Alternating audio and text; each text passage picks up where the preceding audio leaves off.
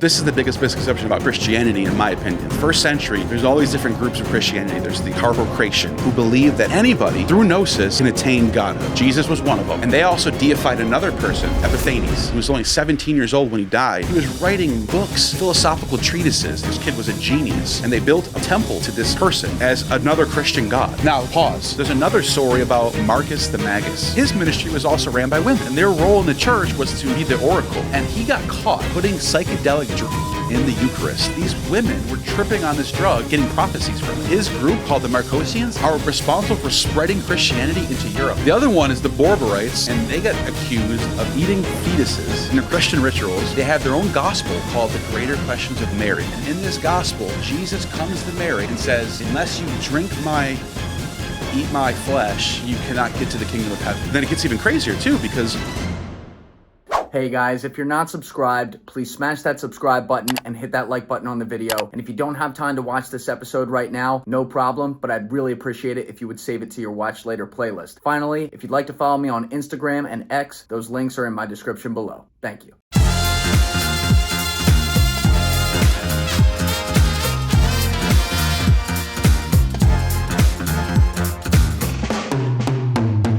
Had Alex O'Connor in here. He's like, have you heard of this chap, Gnostic Informant? yeah, like, I saw that. Yeah. Oh, do I know I've heard of him? Yeah. I was excited to see that. It was cool. It's good to have you here, man. I know this has been a long time in the making. Yeah. And I really enjoyed your podcast, your first one with Danny Jones when that came out like a year ago. That was fun. Very entertaining stuff. Danny's a really good friend of mine. He speaks really highly of you.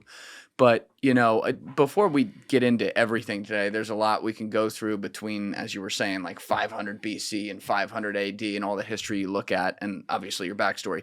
What was this whole thing that came up in the episode I had with Alex? Like, obviously he explained it, but I want to have a chance to air this out in the open, and then we'll let that lie where it is, give everyone their equal time, because obviously you came up. But there was something that happened where my friend Wes Huff put out a video that had something to do with a clip that was going around online of you related to, I think, 4 different gospels and a claim you were making, and then things got mixed up and people had a disagreement. So would you mind just explaining what it was and giving the context? Yeah, so what happened was I was on Danny Jones's show. He asked me a question about what I think the biggest misconception about the Bible is. And my response is that there's a misconception about the order of the Gospels, and a lot of people don't know that Mark came first. Mark's the oldest. Not everyone. There's different scholars who think Matthew is first. There are some scholars who think Marcian, one of the Gnostic leaders of the church, wrote the first Gospel. I'm still looking into that. I'm not sure if I'm sold on that. But anyways, most scholars think Mark. That's like the consensus, is that Mark is the oldest Gospel. And why do they think that? Because it's very simple. It's like a very, very shortened version of the other Gospels. The other Gospels seem to be quoting from Mark and citing Mark, and then adding stuff to it. So it looks like it's the simplest, the most. Jesus doesn't have a high Christology. He's not literally called God like he is in John. John, he's basically like is divine. He's the Logos that was there in the beginning with the Father, all that stuff. And Mark, he's just the Son of Man. He's the Messiah, and it's a little bit lower Christology. So that's why people think Mark came first. But the reason why I brought that up to Danny is because in the oldest manuscripts that we have of the Gospel of Mark, it ends abruptly in the last chapter, but when I think it's verse 12, 11, and then there's 11 more. So it ends up at 21. So there's like a blank space, basically. Yeah. And so it ends with the angel telling the women at the tomb, Jesus has risen, and then it just kind of just drops off. And he says like he'll be back later or something, like, whatever. So it doesn't necessarily say directly like, here's where he went, here's the meaning of it, here's the resurrection itself. Right. It's just like, oh, he's risen, and it's a phrase. Just like the other Gospels have, he literally comes back, and John, he's physically touched by Thomas, doubting Thomas. He's like, I guess to touch the Jesus to see, oh, it's really him in the flesh. Mark doesn't have that. So I thought, and when he asked me that question, I thought that's a big misconception, is that when the first time they, if we're going to assume that the scholars are right, that Mark is first, let's go with that and use that as an axiom. The first time that the story about Jesus was told to a wide audience, the author, who we call Mark, for some reason left out probably one of the greatest miracles in Christianity, was that Jesus comes back in the flesh. And like that's like a required belief as most Christians, that you have to believe he died and came back in the flesh. Like that's part of the doctrine, the dogma of Christianity. Mark leaves that out. So I thought that was interesting. And then I pointed out to Danny, 4 centuries go by in the evidence, the manuscript evidence, before we start seeing that longer ending in Mark. So 4th and 5th century, the church manuscripts, you start seeing Mark with the longer ending in it. Now, what happened with Wes Huff is there was a clip going around of that podcast that was highly condensed. So a lot of the nuances were taken out, and it was just your me. podcast with Danny. Yes, yeah. It was going on Instagram, and in that clip, in defense of Wes Huff, actually, he only saw me saying Jesus never returned, and then in the 5th century they fixed it, and then they added him in. So he thinks I'm saying to people that there was no even in the other Gospels that there was no return. So in his defense, he saw that, and that was a fair assessment of what he saw. But in the original podcast, that's not what I said. I obviously gave the nuances. I told him about the angel, and he realized he when he found that out, he actually pulled the video down. Right. And he apologized to me about misrepresenting my statement. Oh, he did. Yeah, he did. Okay. Great. But on top, but then he goes a little bit farther in his video, the one he took down. He actually starts bringing up the manuscripts that I talked about, but he's showing blank. He was saying that at the end of Codex Alexandrinus, Codex Vaticanus, and Codex Sinaiticus, which are the 3 major church gospels manuscripts, he was pointing out that there was gaps at the end, and because of these gaps at the end, it indicates that the scribes knew about this longer ending and left it open just in case another scribe later would come along. The problem with that, they knew about it but didn't write it. It's all speculation. Yeah, it's all just we're just. You can't have proof of that, right? No, and the reason why I pointed out that I think this is a bad argument is because there are other manuscripts that we can point to that have these gaps at the end, and they don't mean there's no longer ending to those texts. So, and then but the big mistake he made, this was like the big womp mistake that he made, and he's since admitted this too, is he put up Alexandrinus on the screen as one of these manuscripts, and that manuscript has the longer ending in it. So he's throwing this manuscript on the screen and going, "Look at this gap at the end." Yeah, but he showed it with one that had a gap, right? He showed 2 that have the gap without the longer ending. Yeah. With a third one on the screen, Alexandrinus, which has the longer ending in the manuscript already, and still has a gap at the end. So it defeats the whole purpose of his argument. If his argument is the gap at the end means the longer ending should have been there but is not.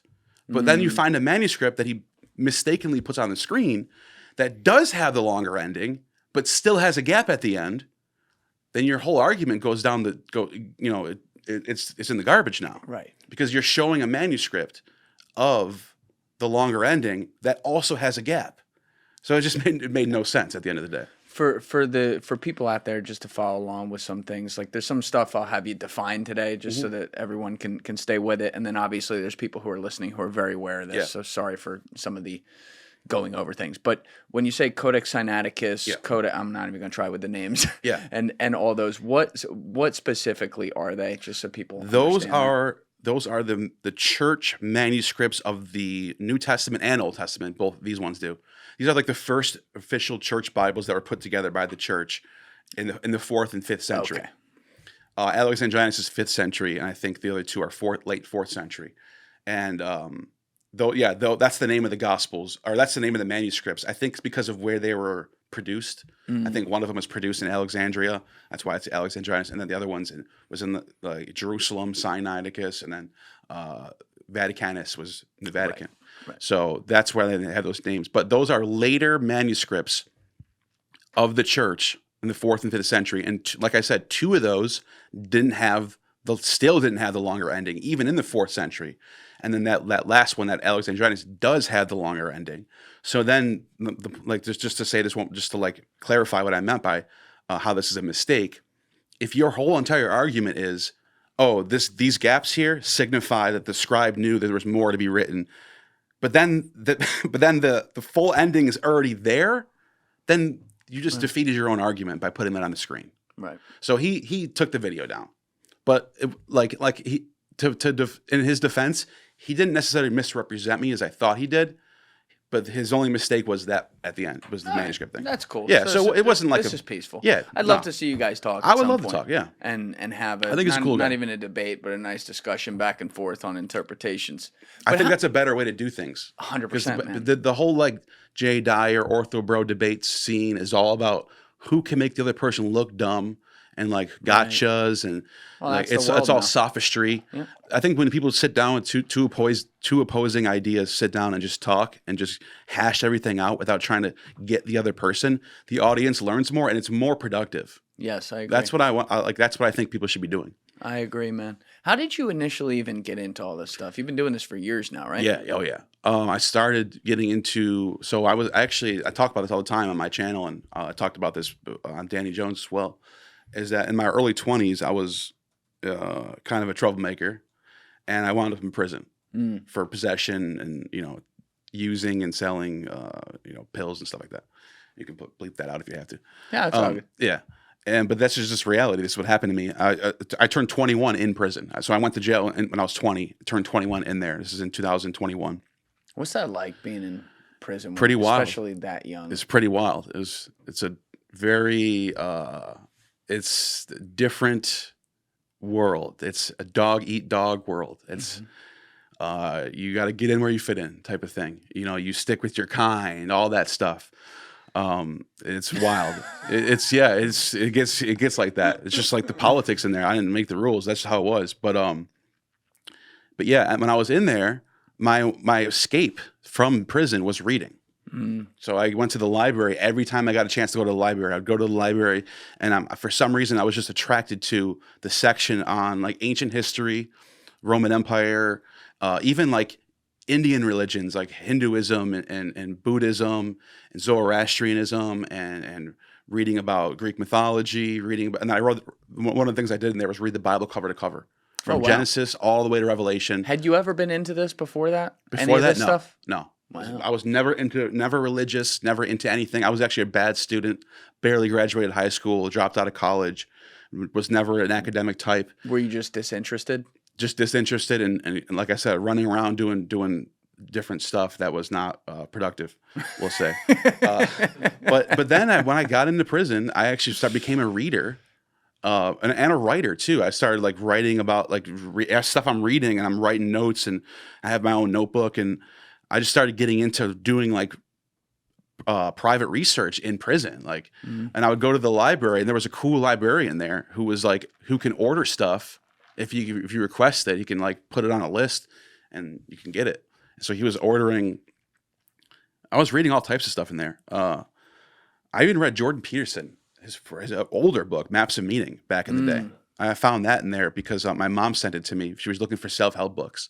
And for some reason, that book was listed as self-help, I guess.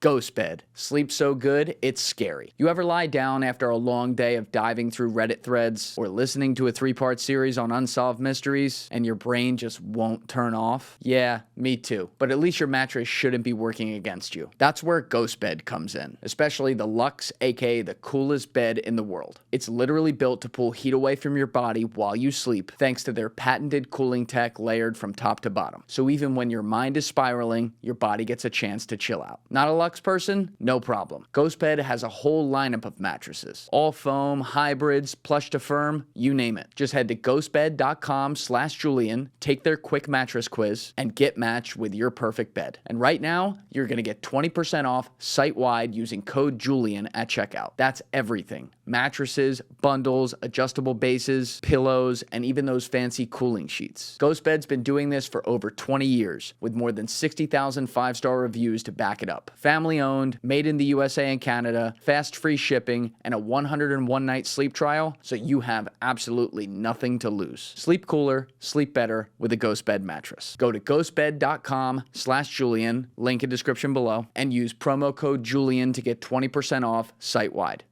And like that book, Maps of Meaning, I didn't understand a word of it. It was all gibberish. It's a very academically sound book. And Well, it's you got know, all this Carl Jung jargon, Friedrich Nietzsche. I have no idea what I'm reading, but I was trying to, but I plowed through it. And I think that kind of shaped my mindset a little bit too. The early Jordan Peterson, not today's Jordan Peterson, but not today's. Yeah. No, I don't know. He's all right. I don't care. I'm not going to talk crap about him, but Talks about a lot of things. Talks about a lot of things now. Yeah. But no, that Jordan Peterson was influential on just me looking at religions through like this symbolic lens, this Jungian archetypal lens. I got that from him, I would say. And I started looking at ancient religions and comparing them, doing comparative mythology. I got into The Golden Bough by James Frazer, which is a book that was written in the early 20th century about a English scholar who went around to all these different ancient religions and compared their rituals. And he came to the conclusion that there was this archetype for this sort of dying and rising god figure. And he points that out in the myths of Attis, the myths of Dionysus, the myths of Adonis and Osiris and different Persephone. He has this all in his book, Golden Bough. And that, when I started getting into that fascinated me. I remember there's a documentary called Zeitgeist. Ever heard of that? No. It's this documentary that these people put together where they try to make this claim. And I believed it at the time when I saw this. This is how uneducated I was at the time. When I first saw this documentary, that Jesus is just like a copy of Attis, of Mithras, of Dionysus. It's not true. But at the time, I never heard this before. Yeah, that's it right there. It was it blew up. It was, what is it, 2007 when that came out? Oh, it was a series. Yeah, there was 3 of them. But the first part of that documentary was about religion. And it went through this like completely off. It was not sound academically. Like this guy was just like basically saying all the gods are the same. They all had 12 disciples. They were all born on December 25th. They all were crucified, which is not true. But the reason why I even brought that up in this discussion is because this, for some reason, took over on the internet. And you see people posting memes about this stuff. Even to this day, during Christmas time, you'll see the memes where it says, Mithras had 12 disciples. Dionysus, born on December 25th. Everyone likes to simplify it these days. So, but it poisoned the discourse a little bit.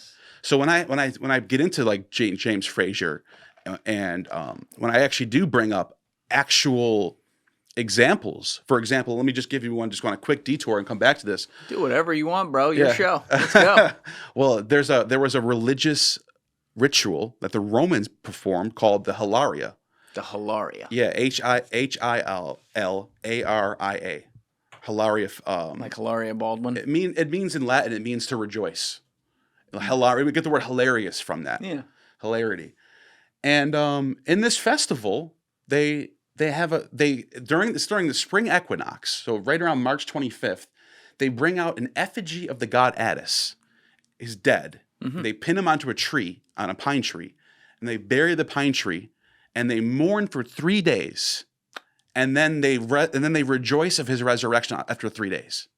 Now, and when does this trace back to? So there's a debate. People debate this. There's the primary sources claim so John the Lydian writes this, and then Robert Turkin wrote a book called Cults of the Roman Empire, and he says that all the evidence points to the reign of Claudius, which would be in like the 40s AD.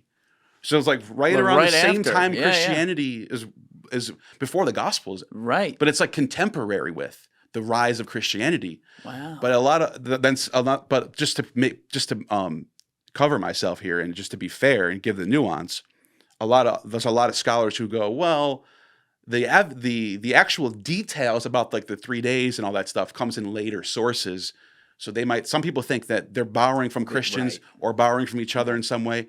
But either way, we have sources that say the Hilaria starts with Claudius in the 40s AD. By the time you get to Marcus Aurelius, we know for sure that the festival was in full swing because he adds a day to the festival called the Day of Washing. What's he, like 160, 170, 180? 160s, yeah. So, yeah, exactly, 161, I think. AD. Yeah. So this would be in the middle of the 2nd century. So now we're talking, okay, so at the very least, this cult is contemporaneous with the rise of Christianity. Yeah. Now, the reason why I brought that up is because that's an actual example that I'm not making up from the sources That's real. It's there. We can debate it. We can talk about who's borrowing from who, but it's real. Zeitgeist, on the other hand, is just kind of throwing out these random, Mithras had 12 disciples based on nothing. So when I do talk about Hilaria, what happens is I'll get comments going, this is Zeitgeist nonsense. And I'm like, none of this is even in Zeitgeist, but Zeitgeist was so damaging to the discourse that whenever you make any argument that's even close to what sounds like Zeitgeist, they immediately they just label it Zeitgeist. Yeah, they can label you like they say conspiracy theorists and like that. Yeah, and then so that's why I brought up Zeitgeist. It damaged the discourse because there is actual Dionysus does get torn apart by the Titans, and then his body's put back together and he resurrects. Now that's not the same as crucifixion. We have to make sure we give the details because it's not the same. He didn't get crucified. You hear people say this. Dionysus was crucified. Where's your primary source? Well, he got torn apart by the Titans, so it's pretty much like getting crucified. No, it's not. It's different. You got to. So I make sure people understand these are different cases. These are different myths, but the similarities I'm also interested in as well. I do think that some of these myths that James Frazier points out in Golden Bough, I do think there's some credibility to the idea that the gospel authors are heavily inspired by the cultural milieu, which would be, the cult of Attis, the cult of Dionysus, cult of Adonis, cult of Osiris, especially Osiris. Plutarch talks about Osiris being mourned over by two women at his tomb, which is very reminiscent to what we were just talking about at the end of Mark, where you have two women at the tomb mourning. There's some mimesis going on. And there's a lot of scholars. Dennis MacDonald's a scholar, early Christianity, and he's also a classicist. And he thinks the Gospel of John is just full blown riffing off the Bacchae. It's a play by Euripides from the 5th century BC or 4th century BC. And why does he say specifically the Gospel of John? Because he thinks the Gospel of John, in particular, has all these elements. Like, for example, Jesus is called the true vine in John, only in John. True vine. The true vine. And Dionysus is the vine god. So he's getting this title, true vine, which would sound to a Greek ear, to a Greek audience, oh, he's the true vine. Dionysus is the false vine, in competition with, or a polemic. And then he has in his book, The Dionysian Gospel, John by Dennis MacDonald, he lays out the sort of structure that you find in the Bacchae that you also see in John. So he thinks there's like a parallel going on between how the story is told and the figure of Jesus, like coming in the beginning. And John's gospel starts off, in the beginning was the Logos. Logos was with the Word, but very different from the other three. But the Bacchae also starts off with, the Son of God has come from the bosom of the Father, or the Son of Zeus, Theos. So you think it's following, the theory there is that it's following the story too much rather than being inspired. Because like my dumbass, when I was making clips for this thing, right, I was inspired by Marty Scorsese. Yeah. The way he films, the quick cuts, the motion, the music, the scoring, right? Spot on. So when you go watch my clips, obviously they're terrible compared to him, but like you can see the similarities as far as like where the stylistic is coming from. But I'm telling my own stories. You're saying that that's what the gospel authors. That's what I think the gospel authors did. Is they're using the sort of framework that these famous playwrights are doing. The tragedy. The gospels are tragic. It's a crucifixion. But they're keeping their own story, but they're telling the story about Jesus. I actually think Jesus existed as a real person. I'm not a mythicist. Yeah. But so I think they're telling the story about a real person who did some of these things really did happen. But they're also sort of using the framework that some of these more popular playwrights are also using. Yeah. So that exactly how you explained it. That would make sense because everything's downstream pop culture, like even throughout history. It's just on a smaller scale because we have way more media and outlets and obviously stuff now. But like it would make sense to me that even like let's steelman it and let's say that everything they say about Jesus and the claims is actually true. You still have to tell the story. And yes, it's an amazing story, but the way you do it, I could see if it's like, someone's inspired by Jay-Z's 96 album to make their first album in 2025. Great. Like they may be like, yo, fucking Plato was dropping some heat right here. Let's make sure we get a heat check on our own shit about Jesus because like he's a gangster. I could see that. Yeah, and so like for another example from like John. That, Alessi? No, that was well said. Alessi's a big God guy. Nice. Yeah. Well, in John's gospel, in John 2, there's the wedding at Cana. And the wedding at Cana, what happens in that scene is he's at a festival, a marriage festival, a wedding, and he's bringing out these jugs of wine. He's making water or wine from the water jugs. Yeah. Well, it's funny that this is the Dionysian gospel, according to Dennis MacDonald and others, because in other sources, from Aristotle's one of them, Plutarch's one of them, and there's a couple other primary sources, Seneca, and I think there's a couple other primary sources. I think there's like 5 total that talk about a story of in a city called Elis, in the city of Elis in the Peloponnese in Greece. There was a temple of Dionysus where every year on the night of January 5th, Pliny the Elder talks about this too. On the night of January 5th, they would have empty jars. Now, these aren't full of water like it is in John, so there's a difference here. Okay. But the story went that they would seal the jars, close the temple up, and then the next morning on January 6th, that they would go in there and miraculously the jars were full of wine.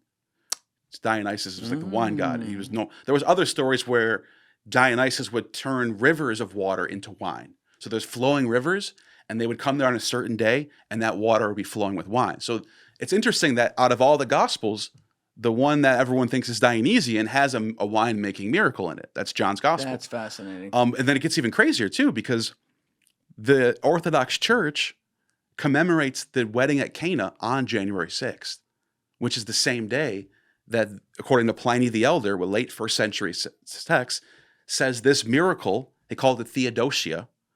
That's the name of the festival. It happened in Elis.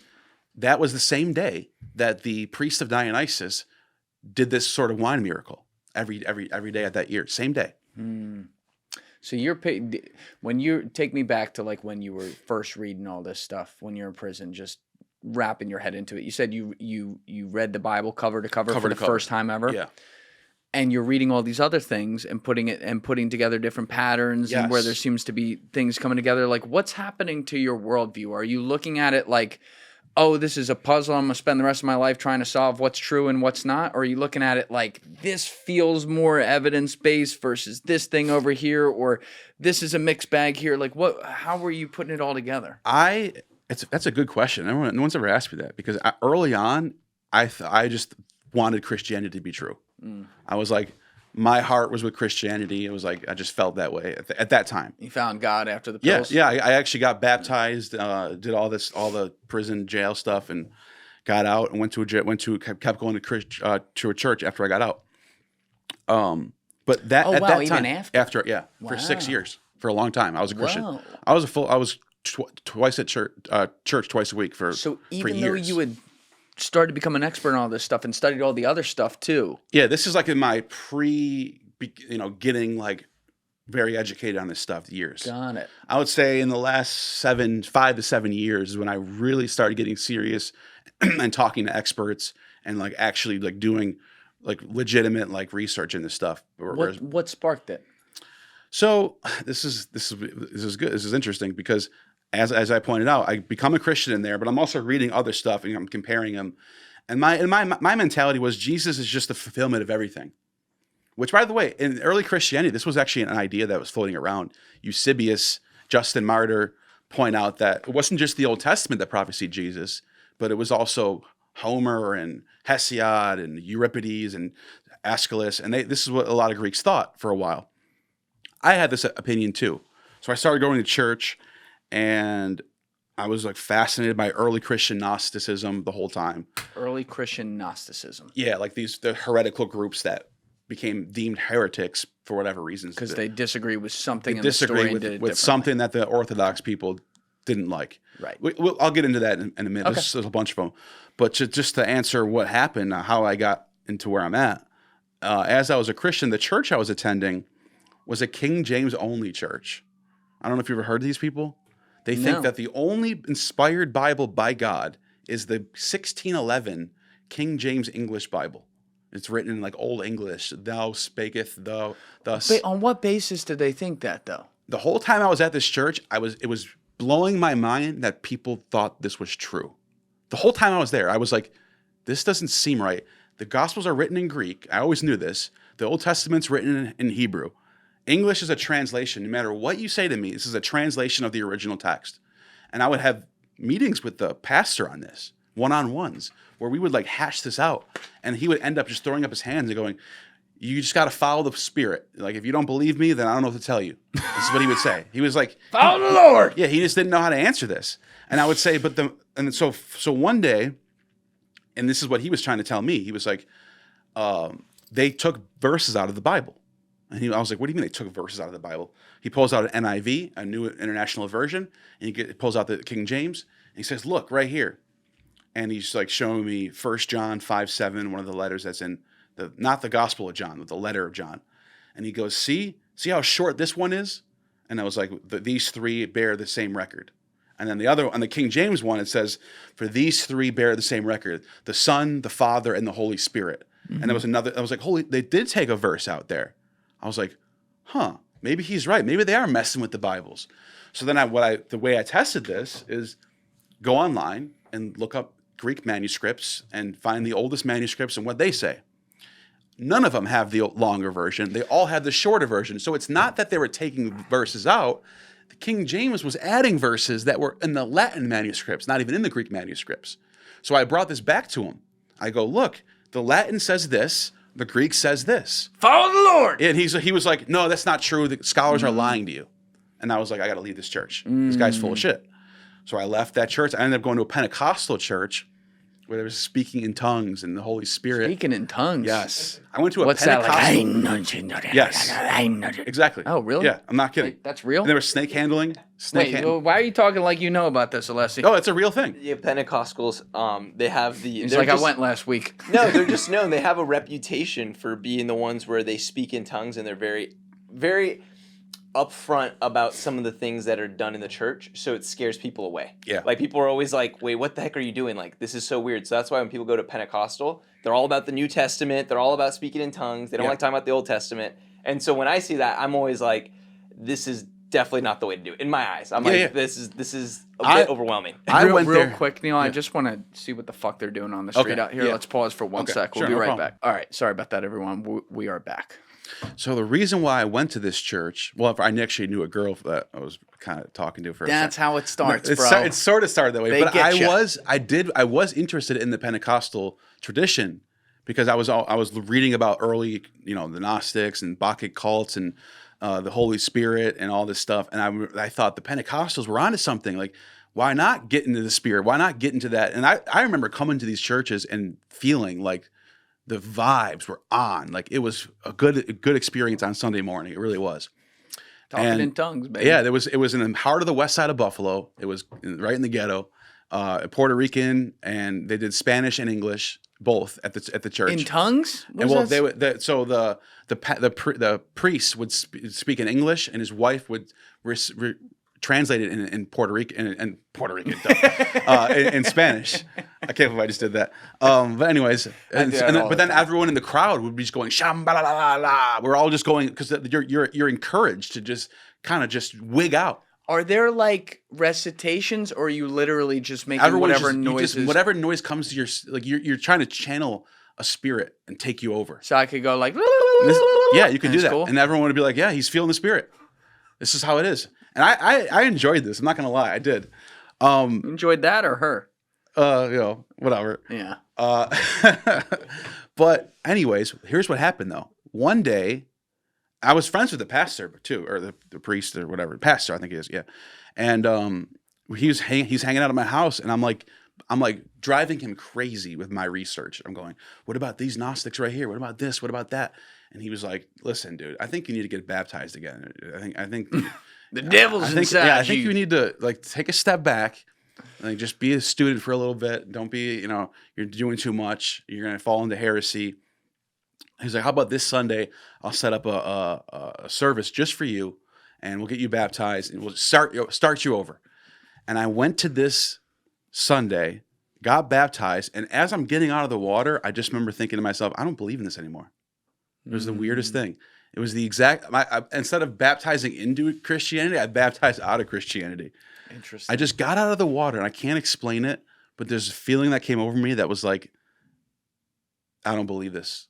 This is not, the vibe was off. Like I'm not, and I never went back to church ever again. That's where things get strange, and this is a people problem versus like even going at religion. But Yeah. when people like this pastor, for example, are such strict adherents to almost robotically Yeah. to every single thing they've ever been told, to the point that they tell you, no, don't go research things. Right. Exactly. That's bad.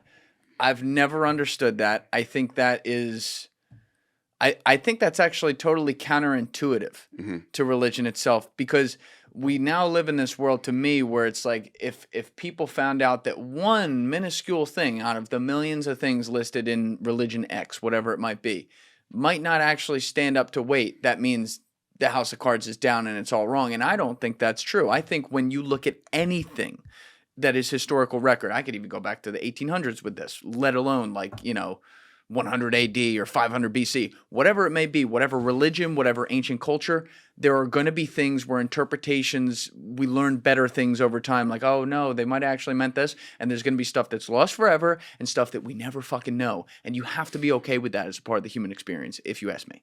I couldn't agree more. And like after I left there, now I was kind of like a free range. And at that point in time, I wanted to like call myself a Gnostic. Like I thought that I identified with the early Simon Magus tradition of Marcian and Valentinians and the Sethians. These are different Gnostic groups. And I was just fascinated by these groups. And I thought that they were the real Christians who got persecuted first. What drew you to them other than them just being Gnostics who got persecuted? I think their ideas were so complex. Like the idea that there's this pleroma and there's this one monad God on top that's so perfect and pure that you can't even pray to it because it doesn't need anything, it has no need for anything. But then underneath that, there's these ions, and they sort of the monad is the brightest light, and these lights get dimmer and dimmer and dimmer until we get to Earth. Right. And I was like, this is like this complex theology that was way more intricate than you get in Orthodox Christianity, for example. And I was just drawn to it. I just thought there was something going on with this tradition that I was really drawn to. Did you find yourself like this is a human kind of thing? Did you find yourself wanting to believe in something because you lost belief in something else? Yes, I was looking for something to latch onto as a Right. strict belief system. But then around the same time, I started like getting into real skepticism and I started like watching a lot of atheist content. Christopher Hitchens. I started going on the exact opposite. Just like, I don't know. I was just like bouncing around from, I believe this, but is it true now? And then I was like going to the complete opposite direction. I'm not an atheist anymore. I don't think I ever really was an atheist, but I definitely like tried that out. Like I experienced like what, do I believe in anything? Yeah, I took it for a test drive. Yeah. And I'm not an atheist. I believe in something. I don't claim to know what it is. I'm not dogmatic about it. I just think there's something greater out there. Like, but that's kind of like, that was kind of my trajectory to where I'm at. Like, so I'm not a Gnostic anymore. You're not. No. But you're Gnostic Informant. But I kept the name because it's part of my branding. It's branding, and I talk a lot about them too on my channel. So a lot of my videos are like showcasing early Christian heresies and Gnosticism. So it's a big part of the channel either way. And it's part of my story. It's like I went through that stuff. So I still keep the name, obviously. Well, let's keep that timeline going. This is actually really helpful. Yeah. So you first, like to get to where you are now, you first make this switch up where you're like, I don't believe in this anymore, and you're drawn to these different groups whose names are eluding me that were the initial Gnostic groups. So in your research of those groups, obviously they were being persecuted because they were going against something in the grain, but like, let's get more specific on what you were learning about them, and because it's all historical record too. So another misconception about Christianity that I think that I probably should have brought this up is the biggest misconception. Well, actually, Danny asked me about the Bible. So this is the biggest misconception about Christianity, in my opinion, is that we think that there's a straight line from Jesus to Peter and Paul all the way to Constantine in the Orthodox Church. And there's a straight line from them, and there's no deterring, no changing of anything. There's an Orthodox line, and anything that's not on that line is heresy. Actually, in my research and talking to a lot of experts and scholars, The truth is the opposite, is that early Christianity in the 1st century and early 2nd century is complete. It's like a big bang. It's an explosion of ideas. Yes. There is no orthodoxy early on. And they were also underground. Yeah, they weren't a legal religion. Persecuted. Yeah, they weren't a legal religion per se. The persecution thing is we can get into that. It gets over. I think it gets over emphasized of how much they were persecuted. They did get persecuted under Diocletian. That's in the 4th century. That's way later. The first couple centuries, there's not a lot going on as far as like Christians being singled out. There is obviously the rumor that Nero blamed them for the fire, but whatever. That's a whole other thing. Yeah, whatever. But Burn a few. the misconception I was getting at was, instead of seeing a straight line and then like people deterring from that straight line over time, what you see is chaos in the beginning. The 1st century, there's all these different groups of Christianity. There's the Carpocratians out in Alexandria, and they believe that Jesus was like another prophet, like another philosopher prophet, like Pythagoras and Plato and Aristotle. They put him just prophet. They put him. Yeah, they put him. Well, they do think he attained salvation. They think he attained apotheosis. Apotheosis, which means like becoming God from a man to God. Got it. They believe that doctrine called apotheosis, but here's the thing: they think anyone can get that. The Carpocratians. This is a late 1st century, early 2nd century Christian group in Alexandria, Egypt, who believe that anybody who through gnosis can attain godhood. Jesus was one of them. They use Jesus as the prime example of how to do it. So they think he found God within himself. Yes. Okay. And they also deified another person. So Carpocrates had a son. Carpocrates is the leader of the group. He had a son named Epiphanes. Epiphanes. And Epiphanes was this like wonder child kid who was only 17 years old when he died. But in his early teens, he was writing books and philosophical treatises. This kid was a genius, and they deified him. We actually have a record in the sources from the Christians that we actually know where it was and what year it was. It was 117 AD, I think it was, and on the island of Kefalonia in Greece. And they built a temple to this person as another Christian god. Whoa. So in their theology you have Christian god. Yes, in their theology they thought that Pythagoras attained godhood through gnosis. Plato also attained godhood through gnosis. Aristotle attained godhood through gnosis. Jesus attained godhood through gnosis, and then this Epiphanes character. But why were they calling themselves Christians when there's multiple that they seem to put on at least similar level? Because, well, like I said, Jesus is like their main figure. He's the example of most recent, in their opinion. They're still Christians. They still follow Jesus. They still follow his teachings. In fact, the Carpocratians followed him more than anyone else, in my opinion. They took everything he said so seriously. For example, there's passages where Jesus tells his followers, if you don't leave your family and you don't leave your children and your brother and your sister to follow me, then you're not an apostle. Hey guys, if you haven't already subscribed, please hit that subscribe button. It's a huge, huge help. Thank you. Yeah. He said that? Jesus, yeah. We can look up the verse, actually. Yeah, let's do that. Yeah, because that would be good for context. You can pull up that. Yeah, pull up the Jesus. Alex had us pulling Jesus up. telling his disciples to leave their family, and then it should come up. Alex had us pulling up so many goddamn verses. Yeah. In here. Let's pull up verse 11, 12, Mark. There it is, Luke 14. 500. So, okay, the many people who were traveling with Jesus, he said to them, if you come to me but will not leave your family, you cannot be my follower. You must love me more than your father, mother, wife, children, brothers, and sisters, even more than your own life. Whoa. And so the Carpocratians took this to heart. They believe. And this is in one of the Gospels. That's in Luke. Luke. Yeah. Is this in the other Gospels? Well, his attitude is very similar in the other Gospels. I don't think it's contradictory to the other Gospels. Right. His attitude was, follow me above all else. That's very. And the Carpocratians actually, their doctrine was drop out of society and join the Carpocratian sect and become a new family member. You become born again as a new family member. You leave your family aside. If you can't leave your family, if you can't sell all your property, they would say to become a Carpocratian Christian, you had to sell all of your property and give it to the church and come here with nothing. So if you were a wealthy aristocrat, you were expected to sell your property, give it to the church, and become a nobody. That's And not, you have no, yeah. That's not crazy dissimilar to priesthood today in the Catholic Church. It's not quite this, but you And- understand what I mean, yeah. right? And there's a passage in Acts where the Ananias and his wife, they sold their property, but they kept some of the money and they didn't tell anybody. They sold most of their property and gave most of the money to Peter, but they kept a little bit just for themselves. Just to, we need a little bit, Yeah. and they die for that. Jesus kills them for this.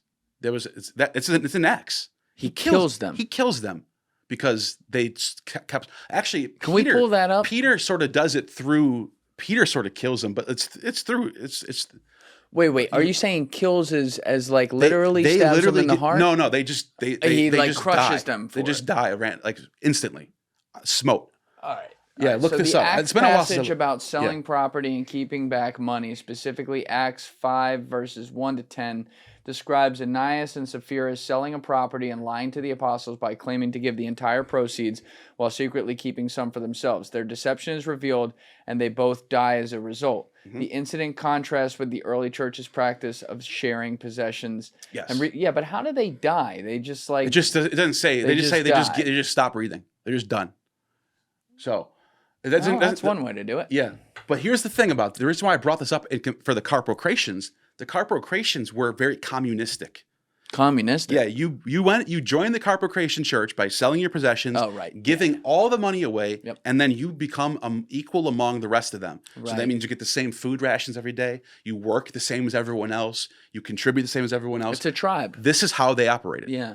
And so they're following what they believe to be Jesus's teachings, which Oh, I don't think you can argue that they weren't. Alessi, were you familiar with this passage in Yeah. Acts? Yeah. Totally. How do they teach this in So, the Christian church? The way they teach it to us is essentially Jesus or God at this point, because Acts, he's no longer around. But essentially, I think he's talking to Apostle Paul, right? Yeah, Peter. Peter. Yeah. So essentially what's happening is he's like, all right, you guys are in charge of the money, kind of like a Judas situation where like you're going to control, make sure that it's handed out and evenly distributed.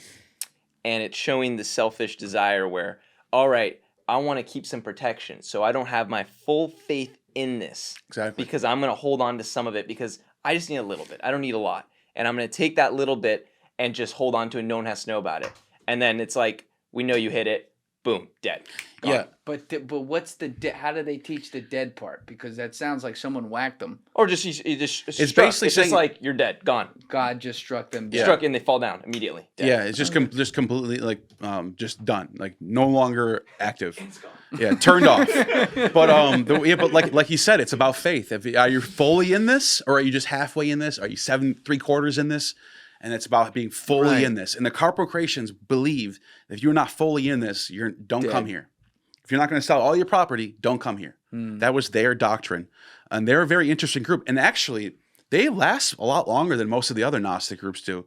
They were so there's believe it or not, people don't know this. People think like Christianity was like underground and completely illegal all the way until Constantine. It's not necessarily true. That was like 313-ish, something like that. Yeah. And but there was times where Christianity was out in the open in the cities, in the urban areas, and no one, just because it wasn't legalized as a Roman imperial cult religion, doesn't mean it was being persecuted or people were being attacked for being Christians. For example, during the Severan dynasty, so in the early 3rd century, 200s AD, early 200s AD, the Severans were very welcoming to Christians. They even minted coins in Syria and in the Eastern realms with Noah's Ark on it, images of Noah's Ark from the Bible.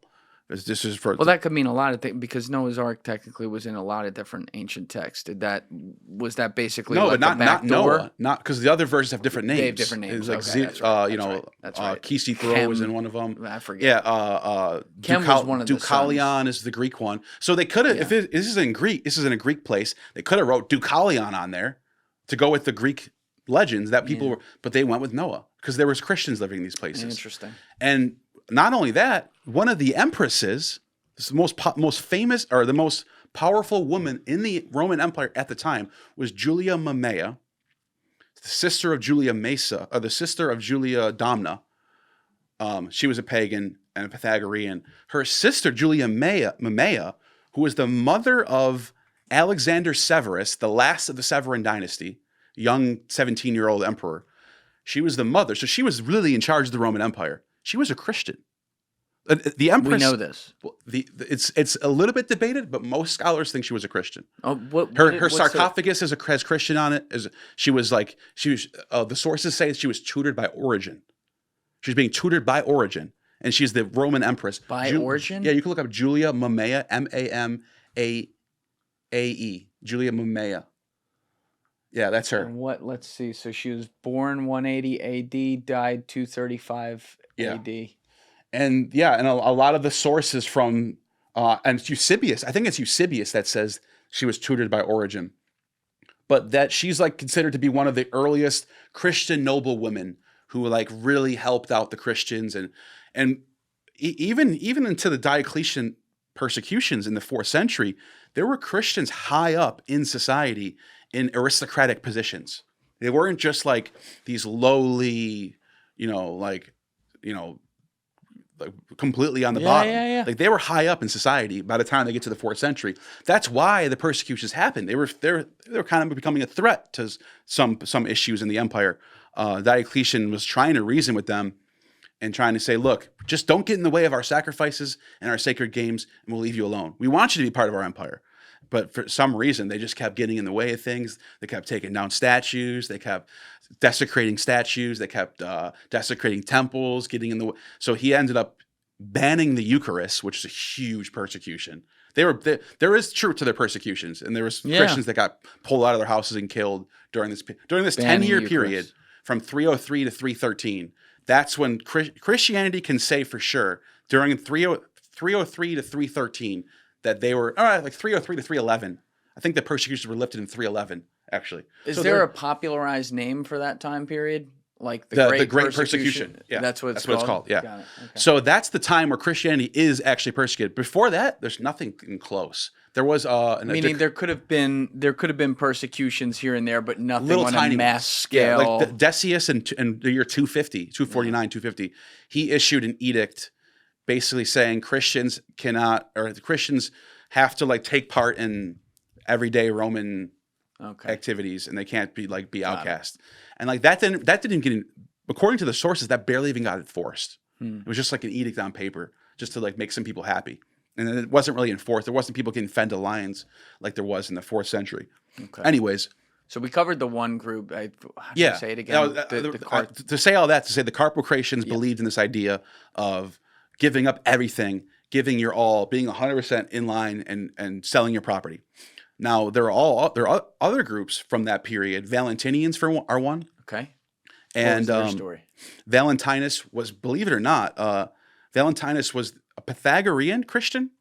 So the way I describe that is he believed in the philosophy of Pythagoras, but he also believed that Jesus was the Messiah and divine. He wasn't just he believed Jesus was a god, like a divine figure. To get specific, when you say the philosophy of Pythagoras, I'm not just thinking the line on the fucking triangle here. What are we saying? They believed in what was called the triad, the divine triad, which was there's a father god on top of everything who's either called the nous, which means mind in Greek, the mind of the cosmos, completely incorporeal, completely spiritual, doesn't have a flesh body, is perfect in all ways, doesn't have need for anything.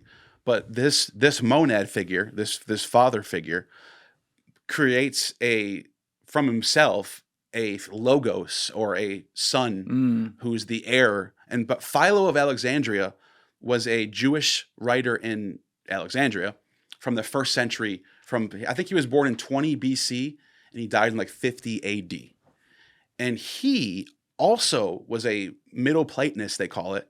And he also believed that the God of the Old Testament, Yahweh, was going to give up the kingdom of heaven to an heir called the Logos. This is what you find in the Gospel of John. But the Valentinians also seem to be borrowing from Philo, but also Pythagoras and Plato and the Greek philosophy. So they believed that Jesus was this Logos figure, and their central gospel was John. So the Valentinians didn't read Luke. They didn't read Matthew. They didn't read Mark. They only cared about John. They thought John was the only gospel. But what makes them? That seems so arbitrary to me. Well, that's how early Christianity was. The idea of having all four gospels together, sort of develops over time. And I would say the end of the first century, when the gospels are being written, to the middle of the second century, it was more common that certain groups had certain gospels.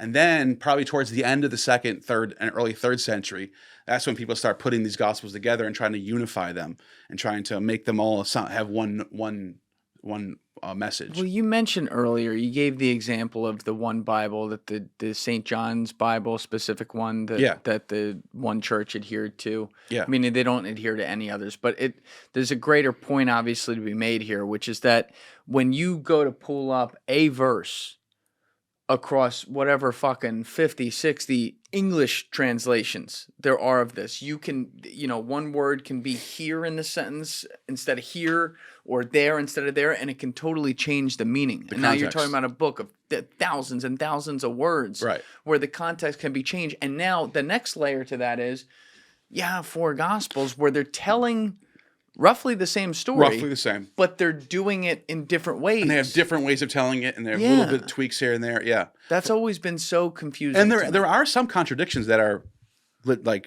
not even up for debate. Like, for example, in Luke's gospel, Jesus is born during the census. What's the guy's? The census. Herod? Quirinius. Oh. And if you look at the primary sources about when he was the governor, it was around 7 AD when that census would have taken place, according to Josephus, which is the major source for that time period. Well, okay, so that means Jesus was born in 7 AD, 7 years after Jesus is born 7 years after Jesus. Weird, right?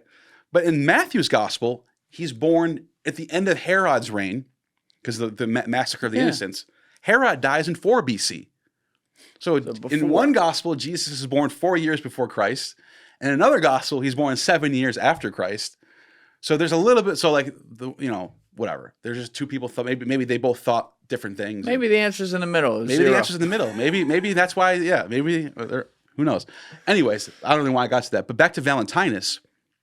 Valentinus had this he's very Gnostic. He believed in the doctrine of Gnosis, attaining Gnosis, learning the secret doctrines, Gnosis over pistis, which is faith, and there's chosen people who have the spirit that can learn the divine nature of God and become deified, all that stuff. Valentinians believe that stuff. Now, when you hear about this right now, this sounds completely heretical than Orthodox Christianity. The idea of Pythagoras being a part of the tradition, that's nonsense. But in Rome, in 136 AD, Valentinus was running for Bishop of Rome, which is the Pope. Valentinus was the second highest amount of votes. Is this still underground, kind of? Yeah, but the Christianity is not legalized. Right, that's what I'm saying. But they're out in the open in this time period. They're so he's putting chilling. Flyers out. I'm running. Yeah, they're for bishop? chilling with among the Romans in the second We century. have evidence of that. Oh yeah. Now they're not huge. They're only 5% of the empire, right? At the most. But that's still something. This is the biggest empire in the world. There's a lot of Christians in the second century. Yeah, there's a lot of evidence for Christianity, and they're not being chased down. They're not being fed to lions in the second century. That didn't happen, until the Diocletian persecution. That then did happen. Right. Obviously, the story about Ignatius. I don't know how people debate on how true that is. What's the story there? He got fed to lions, or another source says he was burned alive. Something bad. And that's in early second century, something like that. And what did he do? Just being Christian? Just being Christian, yeah. Was loud and proud about it? There's a lot of scholars that doubt that this is accurate. There's some scholars who think the truth's in the middle, that maybe he was executed, maybe he did something. And what's their basis for saying it wouldn't happen? Is there a written record that says, oh no, he actually lived to a different year or something like that than we thought? That's a good question. I do think there was with Ignatius. I do think there is something like that going on. I can't remember off the top of my head, but I remember someone telling me that there was some contradicting evidence about his story that didn't make sense. But I wish I knew that on the top of my head. But anyways, I'm just pointing out that there is sources about persecutions. I'm not like ignoring those. Right. But like to the extent that for 300, 400, 300 plus years, Christianity was like hiding in the corners because they're going to get killed if they got found out. It's just not true. Real quick, as a tangent, I always forget this. How did it end up that the church made its way to Rome? Like, it was through Peter, right? That's the story of the church. Yeah, and so obviously Rome is the capital of the ancient Roman Empire. I understand that, but these guys were in Israel and Syria, and then he just settles on. I mean, maybe the cannolis were good, but what was the story there? Well, I actually did a whole video. I did a long 4.5-hour documentary on this exact subject of how the hell. Let's do 4.5 minutes. No, I'll just to kind of like answer that, because I do want to get back to Valentinus for an I'm keeping important part. it. No, this is a good question though. How does someone like Valentinus end up in Rome running for bishop of Christianity when this is a Jewish religion, and this is only in 136 A.D.? That's early. The Gospels are just finished at that point. The Gospel. So Mark, some people think Mark is written around 70, maybe 75, and then Matthew 85 to 95, and then Luke and John is 2nd century, 100s. And all of a sudden in 138 or 136, you had this election going on in Rome for the bishop of Rome, right? Well, how does that happen? I think, so I look at other religions that were going on in the Levant, and there's Phoenician religion, there's a Syrian religion of Elagabalus, the worship of Molech Baal, and the worship of a god named Dusharis, who's an Arabian god, and they all have temples in Rome in the 1st, 2nd, 3rd, 4th, 5th century, until Christianity kind of bans all these cults. Rome, for whatever reason, was like this. It's like New York City. When you come to New York City, you have Chinatown, you have the Arabs over here, and they're all from different places. They all come to New York City to like sort of like make it for themselves. Rome was like this too. It's still like that in some ways. Yeah. Rome was the place where different cults from different parts of the Roman Empire, like I mentioned, Syria, Elagabalus gets his own cult in Rome. Arabian Dusharis, there's a temple in Puleo in Italy that they found. So people were coming from other parts to go to Rome to set up shop, to spread their message, and I think Christianity is doing the same thing. Yeah. That makes sense. Christianity, and I do think maybe let's go with the story. Maybe Peter really did bring Christianity to Rome. Maybe that's true. I actually think when Peter got to Rome, there was already an existing group of people that were Jewish, Greek-speaking, maybe Latin-speaking people who were already open to the idea of getting away from the temple and bringing something that's more worldly to Rome. And Christianity fits that perfectly. So I think there were people who were God. It had a hero kind of thing. Yeah, like a hero, like like it's very Greco-Roman in the sense of the mechanics behind it, where you have like in Greco-Roman religion, oftentimes the Platonist who believed in the perfect one God, you don't pray to that God, you pray through a daimon.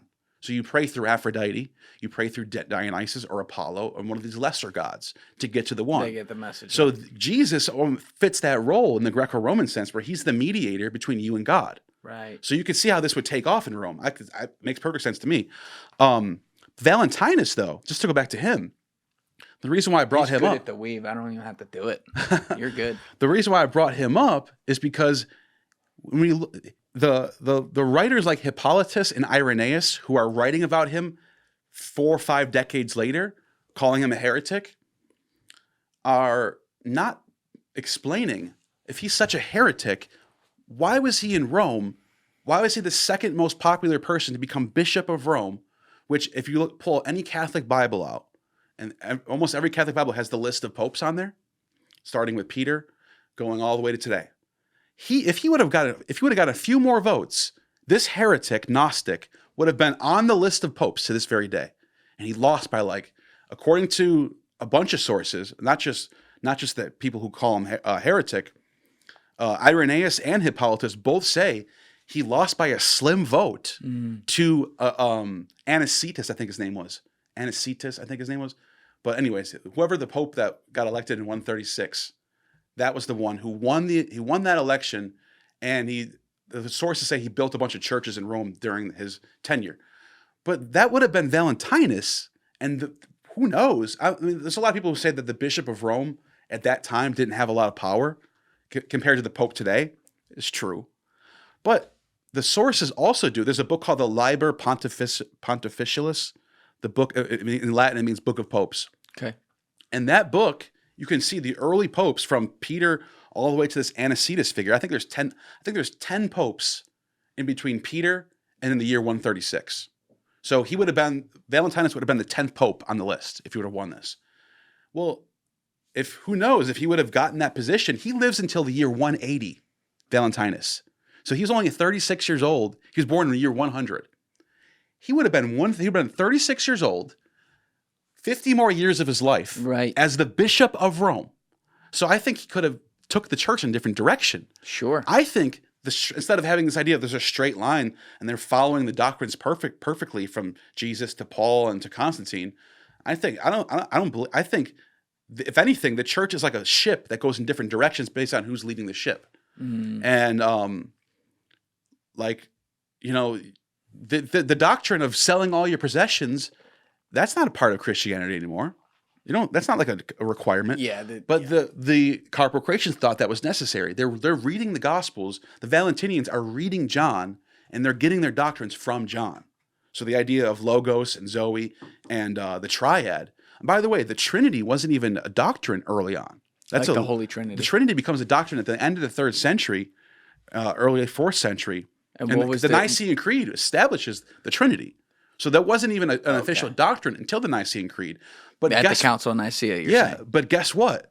The opposition to the Trinity, which was Arius, Bishop Arius, the Arianism, he calls the Nicene Trinitarians, he calls them Valentinians as a diss.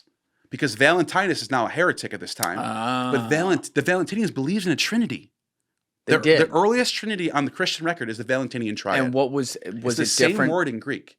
Was it different from the Trinity we know It's different, now? yes. So instead of having a God, Father, Son, and Holy Spirit, they have God the Father, Son, and Zoe. Zoe was this female aspect. Can't have that. Yes, they cut that out. They went strictly male. No females. Yeah. This is a sausage factory only. They do incorporate the Mother Mary aspect of the divine feminine in that sense. But Mary gets venerated with icons. So they still keep some of that stuff. But anyways, Valentinus was a heretic for believing in a Trinity. That's the same word, trios in Greek. It means triad. But it also is the same Greek word that we get the word Trinity from. So they're using the same word, trios, for Trinity. The Valentinians believed this, but they were heretics when they believed in it. But then later on, the 4th century, it becomes doctrinal. So the Valentinians did influence the way the church goes, even if everyone thinks they're heretics. So you looked at them as kind of an ignored part of history when you're looking at the church. Yeah, and the fact that he was so high up in the church, being in Rome, he was a real guy, running for bishop, tells you that he was taken seriously, that his ideas were seriously. He wasn't a heretic. He wasn't a joke. There's another figure named Marcian, same time period, middle of the 2nd century. Is this going to be another type of Gnostic religion too? Marcianism. Okay. This character, some people think, well, let me tell you this actually. In Luke Acts, it talks about there being 70 disciples of Jesus that were chosen by Jesus. 70. 70, yeah. There's the 12 apostles, and then there's the 70 disciples. 12's a nicer number. Yeah. I like that. Yeah. So the 70 are this group of people. They're not named in Luke Acts, but the church tradition names them. So they have records of who these 70 people were. One of them was a man named Philologus, who was the first bishop on record of Sinope, which was a city in the Pontic region of Asia Minor, modern-day Turkey. Okay. So Black Sea coast. And he was the first bishop of this city, and he's listed, according to church tradition, both Orthodox and Catholics believe that he was the father of a heretic named Marcian. Here we go. So this guy Marcian is literally the son of one of Jesus' chosen 70 disciples. And you think, and so here's where things get crazy. There are scholars who think he's the first one to have Paul's epistles, that he was a disciple of Paul, and that he wrote the Gospels. The father, not Marcian. No, Marcian. Oh, Marcian. And maybe he got it from his father, maybe. I don't know. I never even explored that. Okay. His father must have known Paul, right? He's from the first century. If he's one of the 70. If this is true, what the church is saying, he definitely knows Paul. And how does Marcian wind up with the 7? So there's scholars who think that there are 7 authentic epistles of Paul. Some people challenge this. Nina Livesey thinks there's none. She thinks they're all forgeries. We can get into that later. Anyways. We're gonna. Yeah. So these 7 authentic letters of Paul, Marcion happened to have in his Bible called the Evangelia. And in that gospel, in his Bible, he has Luke, he has the Gospel of Luke, and I think the book of Acts, well, like half of the book of Acts, and then 7 authentic epistles of Paul. That was his Bible. He's the first Christian on record to have a full Bible. Because in this, remember I told you earlier, in the early Christianity, it was likely you would go to a church and they might have one letter of Paul. Maybe you're in Corinth. Right. Let's say you're in Corinth. So they got the Corinthians. They got the letter to the Corinthians there. Yeah. And they probably might have Matthew. Or maybe the Matthew and Luke. Maybe they have 2. Depends on where you are. But the idea of having all these texts into one book comes later. Marcion, this heretic, this Gnostic, has the first compilation of what's called a Bible. He's the first person to put this together. And his ideas are strange too, because he believed in the Old Testament there's 2 gods. One of them is the father of Jesus, who does all these great things. He gives the laws to Moses. That's the good God. But then throughout the text, he says there's parts of the Bible where there's a second God. Now, there's actually some truth to this, because in Leviticus 16... Is this going where I think it's going? With the demiurge thing? No, keep going. Okay. That's not what I'm thinking. In Leviticus 16:11, I think is the verse, there's this idea of a scapegoat called Azazel in Hebrew. Mm-hmm. And you offer, the way it works is the Israelites would offer a scapegoat and let him off in the wilderness, and that was dedicated to the god Azazel. And the other god was slaughtered for the sins, and this is during Yom Kippur, was for Yahweh. So there was 2 gods, an evil god and the good God. That's what I was going to get at. And is that Satan? Satan is Azazel. Okay. They all get lumped together in the same. What I thought. Christians do think Azazel is Satan. Okay. The Jews think it's different. The Jews think Azazel is a different thing. Satan is not the same as Azazel. They have different purposes. Satan is more like a district attorney figure, like in Job. Yeah, in Job, he's friends with God. In the book of Job, Satan's friends with God. He's like, hey, what's going on with your buddy Job? 30 years to life? Yeah. All right, sounds good. Exactly. So anyways, but yeah, later on, the Christians will lump it all together as one evil entity. But Marcion's going through the Old Testament. And for example, he gives an example of the part where Elijah gets called Baldy by these little kids, and Elijah curses them and sends she-bears to maul these kids and eat them. She-bears? Yes. This is in the book of Kings. And they kill the kids and eat them, and he just keeps going. So Marcion, who's, he's influenced by Platonism and the idea that the one is perfect, that God would not murder anyone in these circumstances. He's driven by this dogma. So his way around it is that's the evil God. That's this other God. One of the evil. So every time in the Old Testament where something happens where God looks, he blames it on the other God. So Marcion believed that the Jews who reject Jesus were following this other God, and that following Jesus is following the good God. Oh, so he's like the original Kanye. Yeah. Right. But he was a heretic, and you could see why. This is not doctrinal church stuff. But what's so fascinating about Marcion is how much we can look at him and talk about his ideas being weird and strange. His father is one of the 70 disciples, and he's the first Christian on record to have a Bible with Paul's epistles in it. Yeah, I want to go back to this. So he had to have been important. I stuck a pin in this when you were saying it. Yeah. But the 70 verses 12, what's the history there of how we landed on these? So it's not a contradiction. There's 12 core apostles. The 12 core. So that's the inner circle of Jesus.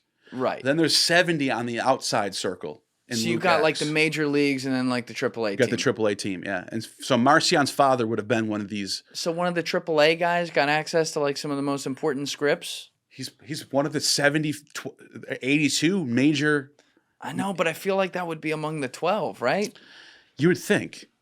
But what's interesting about Maybe that? it leaked. What's interesting about that is there is no Peter. Like there's the letters of Peter. A lot of scholars think that's written later. Why do they think that was written later?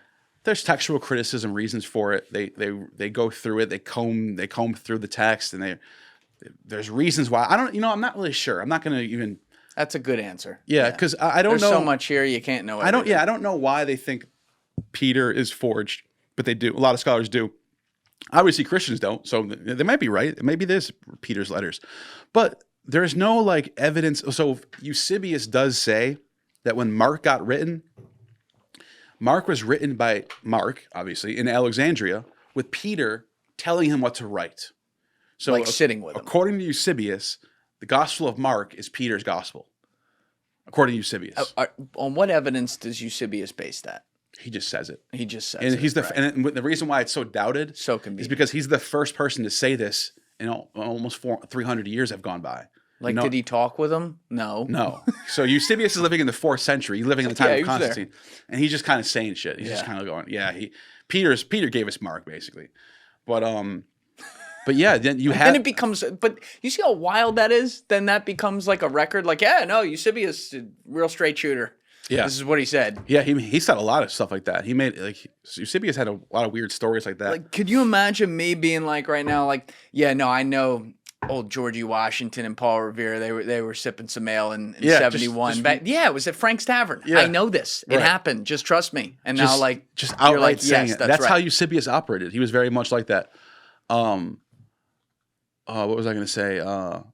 Eusebius gets like people think that he forged a bunch of stuff. That he's the one who wrote Josephus's testimony in Flavianum, which is the passage in Josephus that mentions Jesus. People think that's forged. I don't think it's forged. Most scholars think... Meaning like he wrote it in? He completely wrote it in. The whole thing was fake. And the reason why they say this is because Origen, who's living a century, 2 centuries before this, talks about Josephus, but doesn't mention this passage, which is odd. You would talk about Josephus, but not mention a passage that mentions Jesus. It is a very good argument. I'm not going to lie. But the experts, I'm just going to go off what the experts say here.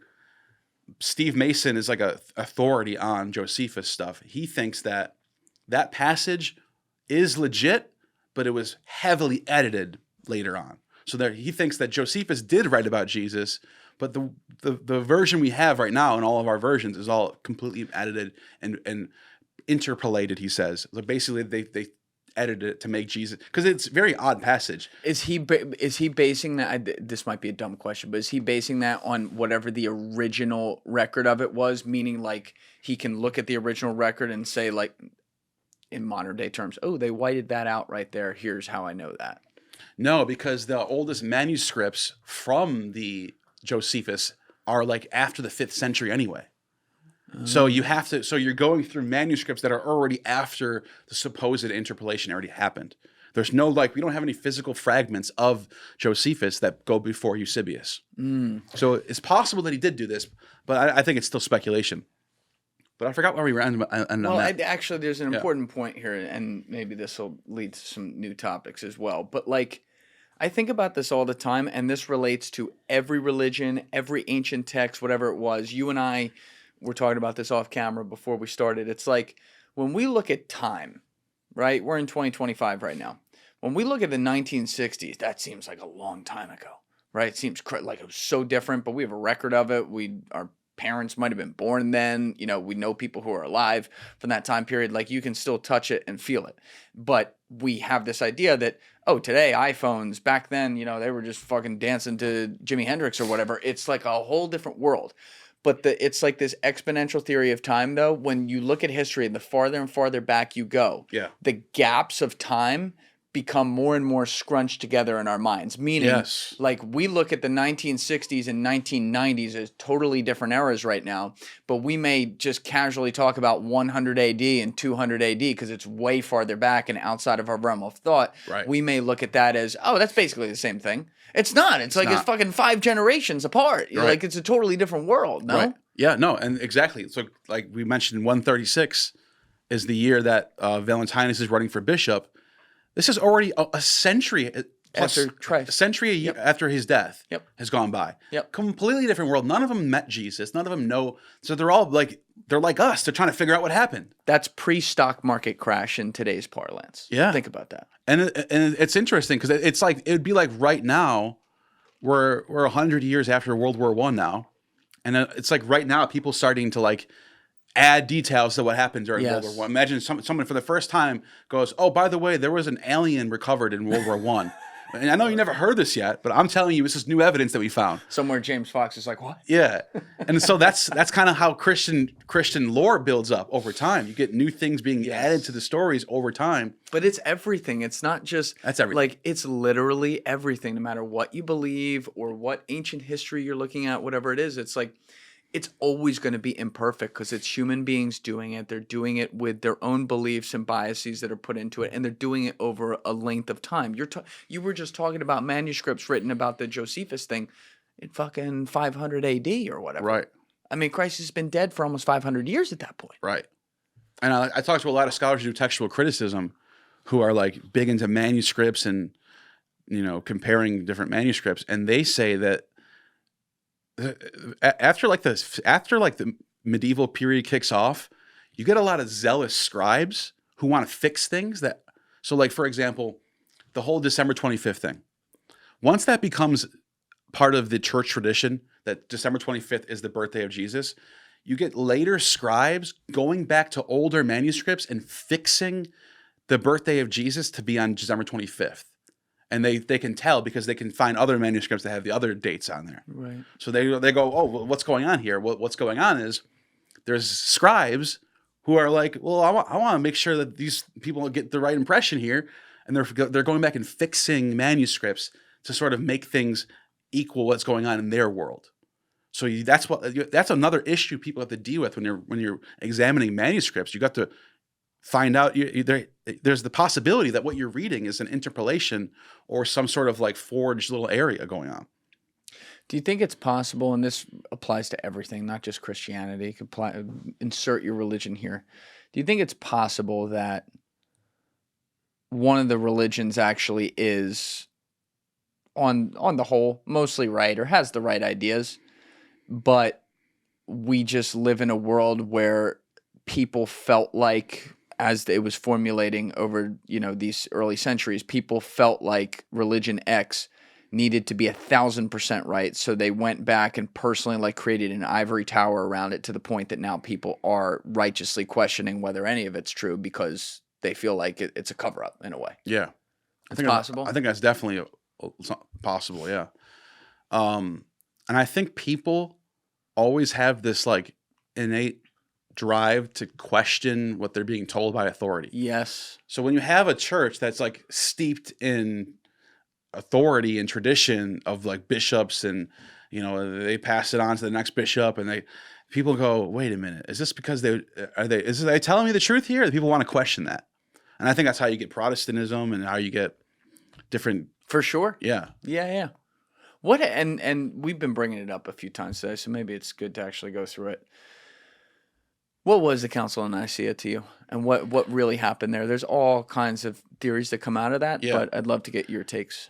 Well, a lot of times you'll hear people talk about the Council of Nicaea when the Bible was decided what the canon was, which is nonsense. There's nothing to do about the Bible canon in the Nicene Creed. The Nicene Creed was mostly about the Trinity, and I think there was an outlaw on castration, because there was a problem in Christianity. So people taking Jesus' words to the next level, right? Mm-hmm. One of the things Jesus says is, if your eye causes you to sin, pluck your eye out. If your right hand causes you to sin, cut your right hand off. All that stuff. Well, people were sinning because they were horny. So they were castrating themselves, not to do transitioning or anything like that, just so they can stop having the drive, so they wouldn't sin.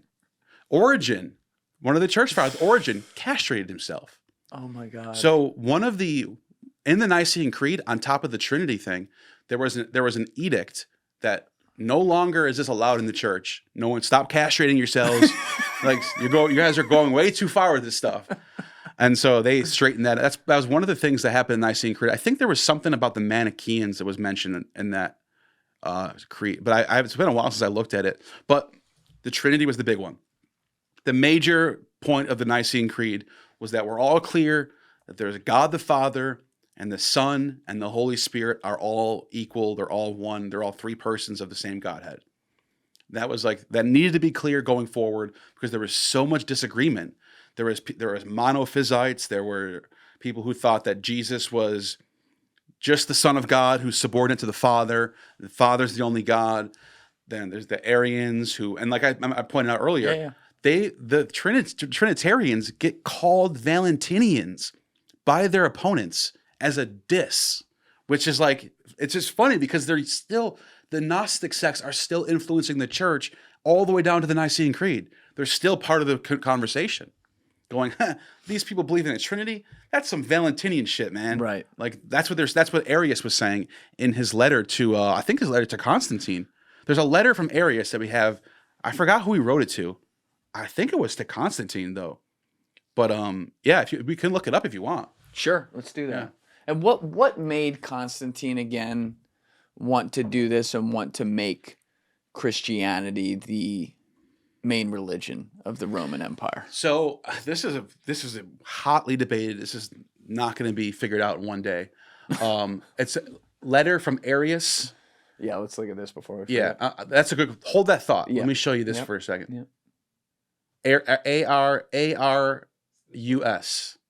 Constantine's Dear Arius letter, 333. Yeah, but I think it's the one he writes to Constantine. Yeah. There we go. Arius Confession of Arius. His Confession yeah, of that Faith. might be it. All right, let's hit that. Okay. All right, so Arius, on being recalled, presents a recantation to the emperor and pretends to accept the Nicene Creed.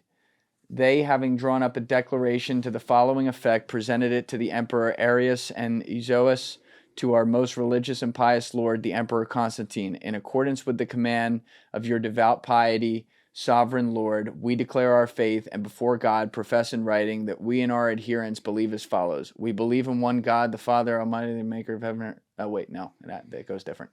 And in the Lord Jesus Christ, his Son, who has begotten him before all ages, God the Word, through whom all things were made, both those who are in the heavens. So basically, he's reciting the Nicene Creed. Yeah. Right here. I'm trying to think. This is the one that he mentions the Valentinians. You working with an iPhone 6 there? Yeah. Oh, boy.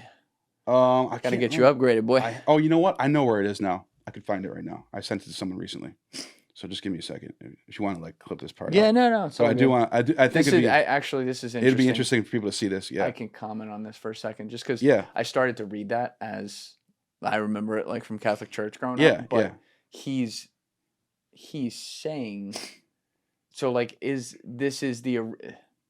this is him reciting what's already been written to profess belief in that effectively. Yeah, I think this is the next letter he wrote after the one that I'm talking about. Okay. So let me just see if I can find it in here. One. It never ceases to amaze me, all the layers to so the Bible and the history. I think I found it. Okay, here we go. So this is from Arius's letter to Alexander of Alexandria. This is right around the time the Council of Nicaea is out there. He's fighting against it. He's a big opponent of the Trinitarians. That's why you have the Arians are named after Arius. Anyways, there's this long letter. Shall I read the whole thing or just read the part? Yes, please. Okay. Yeah. Our faith from our ancestors, which we have learned also from you, is this. We know one God, alone unbegotten, alone everlasting, alone without beginning, alone true, alone possessing immortality, alone wise, alone good, alone master, judge of all, manager, director, immutable and unchangeable, just and good, God of law, prophets, and New Testament, who begot an only begotten Son before eternal times, through whom he made the ages and everything. But he begot him, not in appearance, but in truth, having submitted him to his own will, an immutable and unchangeable perfect creature of God. And then he says, this is the important part. But not as one of the creatures, an offspring, but not as one of those born nor as Valentinus decreed that the offspring of the Father is an emanation, nor as Manes, this is another heretic, another Gnostic heretic, propounded that the offspring of the Father is part of the same substance, nor Sabellius, who divides the monad and says Father and Son. Now, what is he saying here?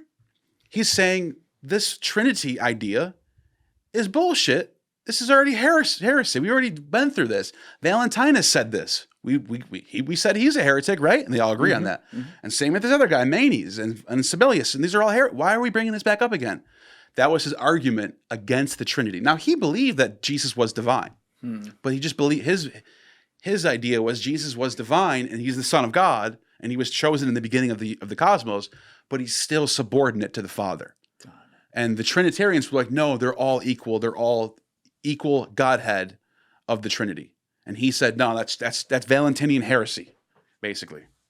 And so, I mean, to me, I don't want to oversimplify this, but this seems like typical of the times, just political infighting for power over who's right. Absolutely. It's not really more Just than that. A bunch of ego tripping of people who think they're right. Yeah. And that's the thing. Battling it out. That's how Christianity develops. It's just debates for centuries. Yeah. You have councils all the way to 1400s. That's the unfortunate thing with anything, you know, something that's supposed to be great too, like religion, whatever it might be. It helps you get peace, explain your meaning of life. Most of the people I know who are religious use it for good, which is awesome. But then it's just human nature. You're always going to get powerful people who see a vacuum at the top and, you know, then they're going to fight to the death. I don't mean that literally, but, you know, to get their idea to be right because somehow it's going to give them more pull and more ability to tell other people what to do.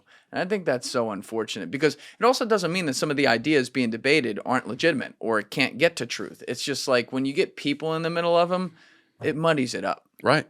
And it's funny because if we go back to the Gospels themselves, what does Jesus say about the Trinity? Nothing.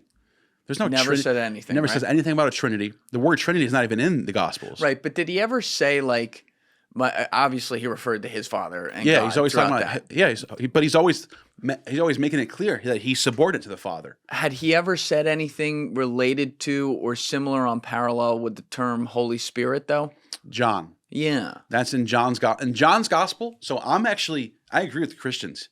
There's a lot of critical scholars who think that even John's Gospel doesn't have a Trinity.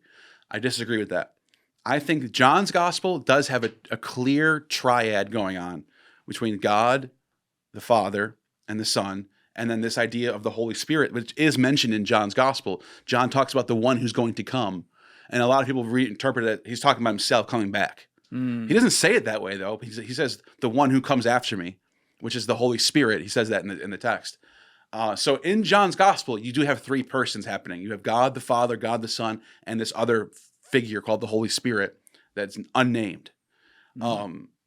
So yeah, I agree with the Christians that the Trinity is based on in Gospels. It just was never called that. Yeah, a lot of critical scholars will say it was just never called the Trinity, and the way the Trinity develops in Nicene Creed is different than what is in John. Fair enough. It does get developed. It takes 3 centuries to develop this idea. I could see that both ways because I see what you're saying, like the fact that they developed it 3 centuries later and put them all together.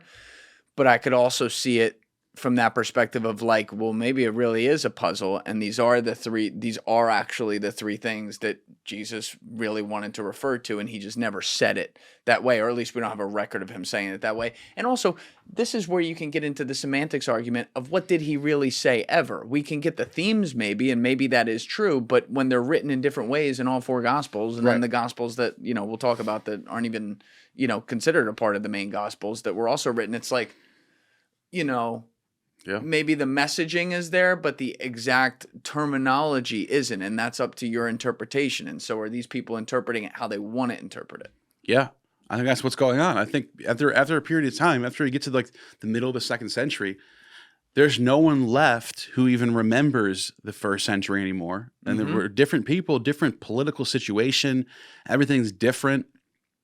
And I'm sure the tides go with what's more popular. Yes. And whatever one's more popular wins out. And so those extreme groups like the Carpocratians who are like, sell all your property, That's not gonna win out. People don't want to do that. People want something more simple. Just have faith. Just come to church, and get a communion, get a Eucharist. Simple. Yeah. That's what people want. People like rituals. People like going to church and seeing rituals play out. They're Romans. I love that stuff. So I can see for me it's very clear why Orthodox Catholicism wins out. It's very simple. It's oriented towards the masses, towards the average person, just to show up and become part of the church. That's it. That's all they really want.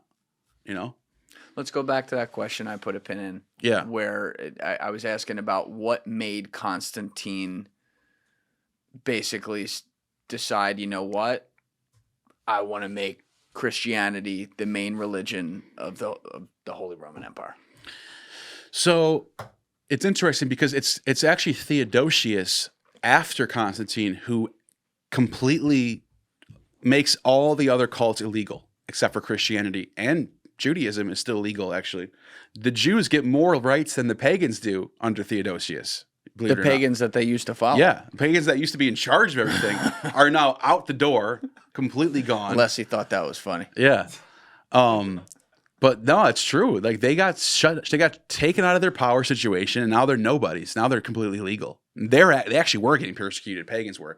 But Constantine tried to go for a different, he had a different attitude where Christians just got off of being persecuted, 313 AD. They're just getting a year or two off of the persecutions being lifted in 311. Why were they lifted? Well, Diocletian was no longer alive. Diocletian dies. Yeah. And it just wasn't popular. People just didn't like they didn't want to persecute people. No one wants to do that stuff. It just wasn't, they didn't want to enforce it anymore. And they just wanted to lift it. It just naturally got lifted. It played its course. Okay. And Constantine's mother was a Christian. So that might have been a big influence on her. She's the empress, basically. She's in his ear telling him, not only do I want to lift this ban, but let's give them funding. Let's get them legalized, which is what happens. Yeah. But what I actually think is really going on, funding. I think there's a lot more, something way more clear that people aren't looking at. And it's when we look at the political situation of the 310s, 320s, Persia is becoming more and more dominant in the Eastern realms. So they're starting to take over Armenia. They're fighting over Antioch, Syria, which is the eastern capital of the Roman Empire. Yes, Rome needs that. That's a big port city. It's a huge trading hub. Also, huge Christian city, there. Right? Yeah. So, what's a good way to get that city in your Christians? Legalize the Christians. So, and there's a lot of Christians in Armenia. And there's a lot of Christians in Antioch, Syria at that time, which is it's odd that Constantine's dealing with the Persians right at the same time when he's legalizing Christianity, which gives him more of a foothold in Antioch, Syria, and in Armenia, the places that he's trying to keep as part of the Roman Empire, which he successfully does. Constantine did a good job of maintaining those borders during his reign. He did a very good job, actually. And I think part of that was the Christians were fighting in his armies, because in the Eastern legions are full of Christians and full of Arabs, full of all types of people from that part of the world, Armenians, whoever, and a lot of them are Christians. So they're fighting in your army already. So we should give them more credibility. So he legalizes Christianity, gives them funding. Constantine himself built 3 churches during his reign. But he's an odd character because it doesn't seem like he's a very devout Christian. He doesn't know much about the letters that he's writing about Christianity. He calls Jesus the second God.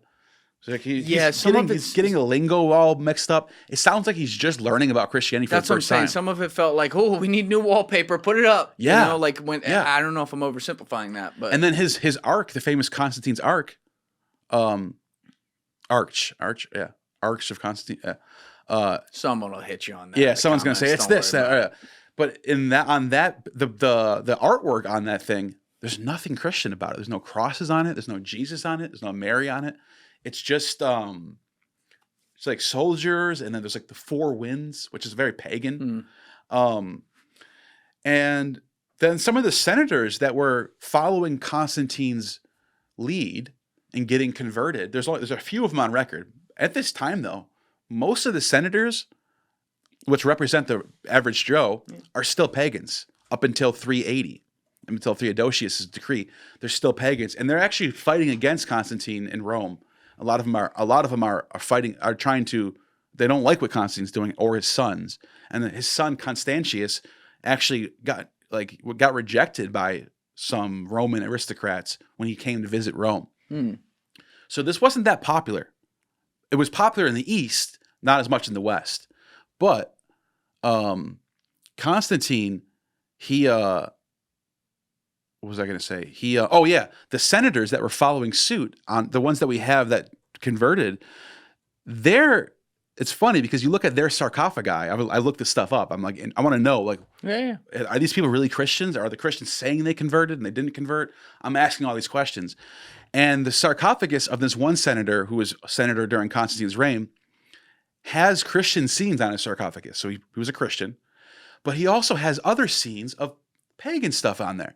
So there's a scene on his sarcophagus where it shows the erotes, which is Erotes? There's the little Cupid babies. Now, someone might look at that and go, "Oh, how do you know those are just Christian angels?" Well, that's because the baby angels that's a medieval thing. This would be anachronistic. It wouldn't make sense in this time period. He's just bi-religious.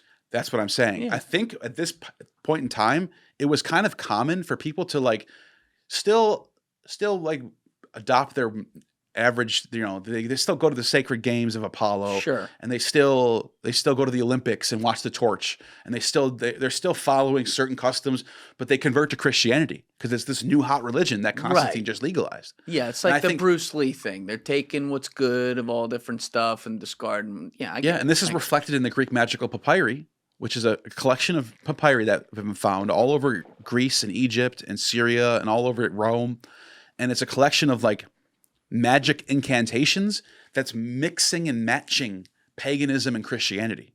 So you have like one hymn to Osiris, and then the next page over it's Yahweh, Sabaoth, and Dionysus and Jesus. They're all there in these random.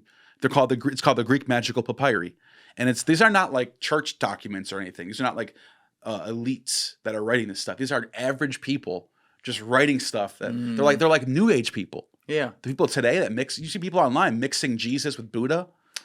They're doing I haven't even seen that one. No, I'm just like using that as an example. Okay, New Age people are mixing and matching religions. Got it. Like, Christ was him and Buddha were like, so you get this stuff all the time online. Yes. Well, people were doing that in the Roman Empire. They were mixing and matching Judeo-Christianity with pagan stuff. Sibylline oracles is another prime example of this. The Sibylline oracles are a collection of sources that are prophetic. It's coming from the mouth of the Sibyl, which is the voice of prophecy. And they start off pagan. It's all about like Achilles and Apollo and Dionysus and Zeus.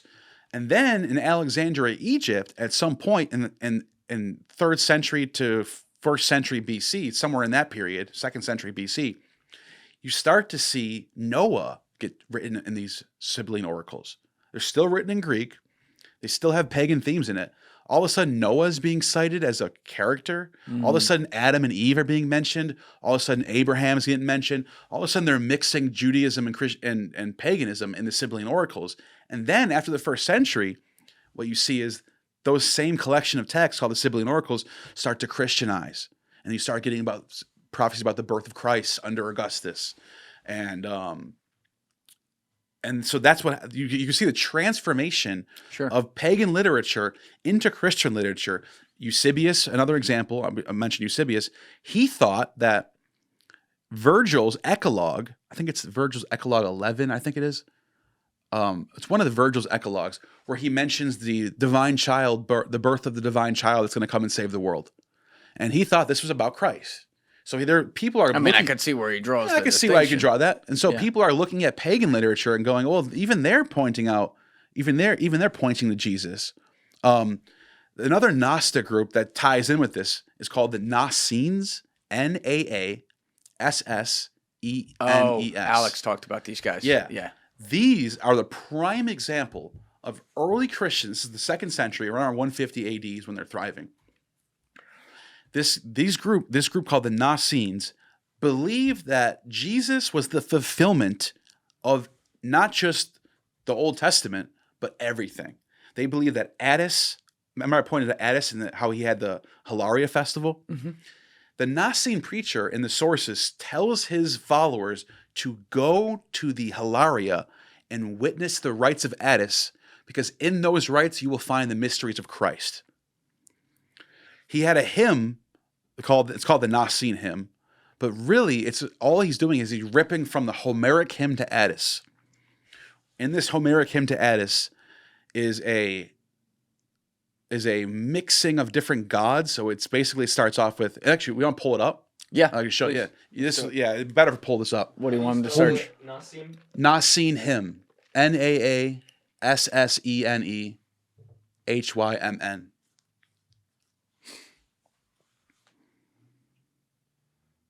Yeah, I hadn't heard of these guys till Yeah. Alex talked about them. Yeah. There's a lot of these groups where, let's see if you could find the actual hymn. Okay, or you can type in Homeric hymn to Attis.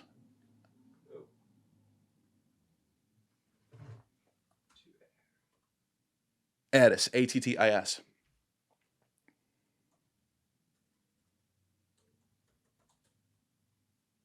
That's it, yeah. Okay. So there's 2 of them, and this is also in the Nicene hymn too. If you can just zoom in on that so I can see it. So this hymn right here is very fascinating. It's just keep going down where it says first hymn. Whether you are Kronos' offspring, or that of Zeus, blessed one, or of Rhea, so now he's switching up gods here.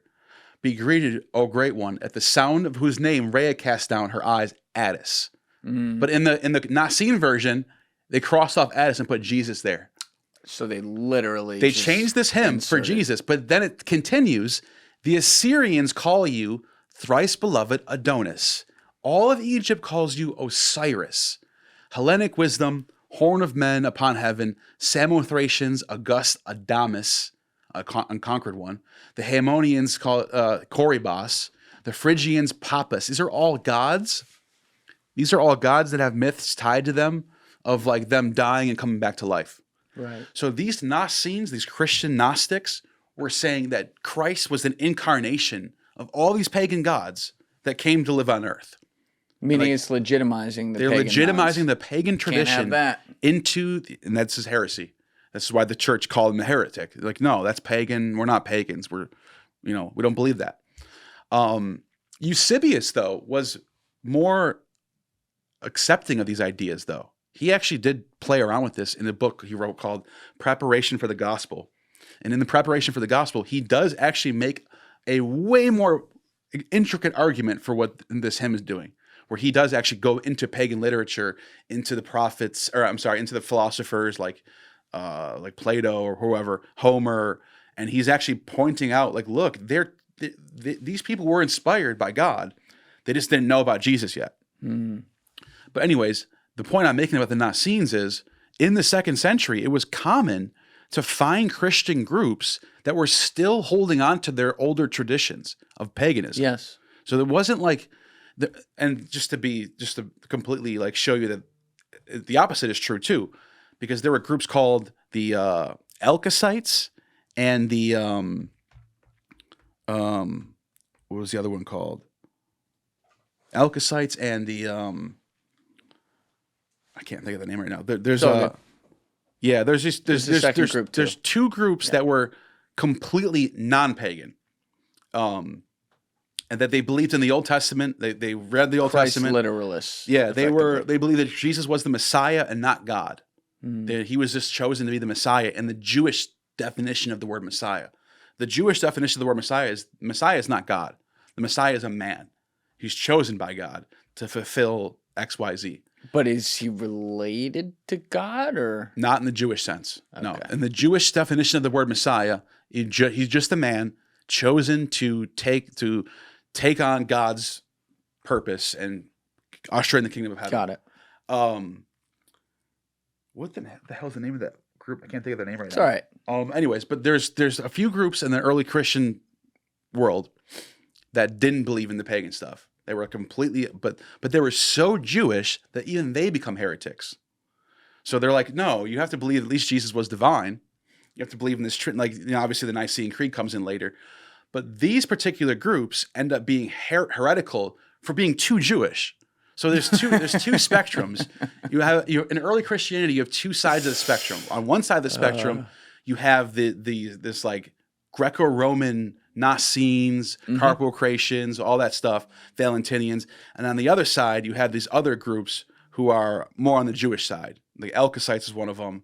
And I can't remember the big one. I can't remember, for some reason I'm thinking of it, but it'll come to me later. Right. So they're in the old school category. They're in the old school category. And now the new school is like, no, this is how it's got to be. Right. And the old school category, the groups that I mentioned that are completely on the Jewish side, they thought that you had to uphold the Torah and follow the commandments of Moses and get circumcised and go to Sabbath and follow all the Torah, plus Jesus is the Messiah. Right. But the new school guys, they still have the Old Testament. They still accepted that as, because effectively, I mean, this is way oversimplifying it, but when you look at the Jewish religion and when you look at Christianity, Jewish religion is the Old Testament, Christianity is Old Testament plus New Testament. Yeah. So they still take it as what it was. But they believed that because Jesus came and gave his life, that you no longer were obliged to follow the laws of Moses.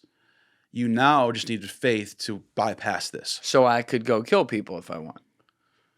I don't know about that. But I mean, that's literally what that would mean. Theoretically, you could kill somebody and then confess your sins and be forgiven. And that's not what was in the Old Testament. The Old Testament was, you do this, you're fucked. Well, no, because the Jews had a different way of getting through sin. They have Yom Kippur. Yom Kippur is once a year that they would sacrifice sin offering for all the sins of if you attended Yom Kippur, your sins are free. Really? Yes.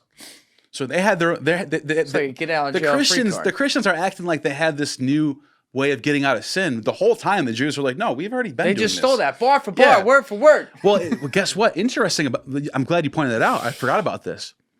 Because the scene when Jesus and Barabbas are both being presented by Pilate, that's a Yom Kippur being played out. What do you mean I don't understand that. Let me explain. Please. In Leviticus 16, there's the Yom Kippur where they take the one goat who's the sinful goat that needs to be let free into the wilderness. And the other pure, unblemished lamb, or I think it's actually a goat or a lamb. It depends. It doesn't matter either or. But the unblemished lamb or goat gets slaughtered for the sin offerings in the temple area. Oh wow! Now, what happens in the Gospels, and all the Gospels basically, is Jesus and Barabbas are both being presented to the audience. One of them's a sinful man. Barabbas is sinful. He's a murderer. He's a pirate. Remember? They call him a Laestes. And Laestes? Laestes, that's the word they use. Brigand, like a criminal. Pirate's way better. Pirate. You can call it. Yeah. It's used for pirate. Yeah.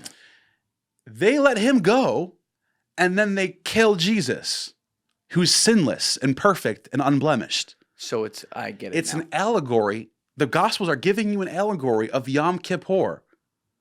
But they're literally drawing from Leviticus. All right, hold on a second, though. But playing historical record on this, are we saying that is just an unbelievable symbolic coincidence that happened? And scholars have pointed out that this idea that the governor would come out with two people and go, which one do you want me to kill and which one do you want me to leave? There's no evidence of this. There's no evidence of that Zero. ever? Never. I mean, this is the same never empire. This is the same empire that would have gladiators in the middle, and they'd come out and give the thumbs up or thumbs down. There's one source that a lot of Christians like to point to as evidence for this, where Josephus decided to let some prisoners go on some occasion. He was trying to like a pardon. But it wasn't like a scene where one gets killed and one lets. There wasn't none of that stuff. The details are way different.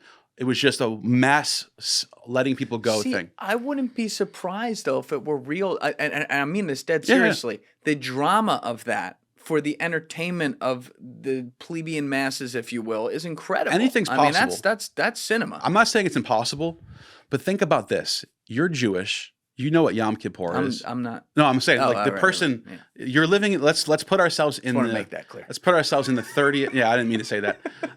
Let's put ourselves in 30 A.D. or whatever the year Jesus gets crucified. If you think he was born in 4 B.C., he died in 30 A.D. 33, whatever. That's the magic number, right? Let's say this is the case, and you're sitting there, and all of a sudden you've attended Yom Kippur your whole life every year. Mm-hmm. So you know about the sin offering and letting one free. All of a sudden, Pontius Pilate comes out with 2 criminals, one of them who didn't do anything wrong, another one who did a bunch of things wrong, and he lets one out and kills another one during the same week where Passover is happening. Wouldn't you go, what is going on here? Is this a simulation? I think you would do like, is this really happening?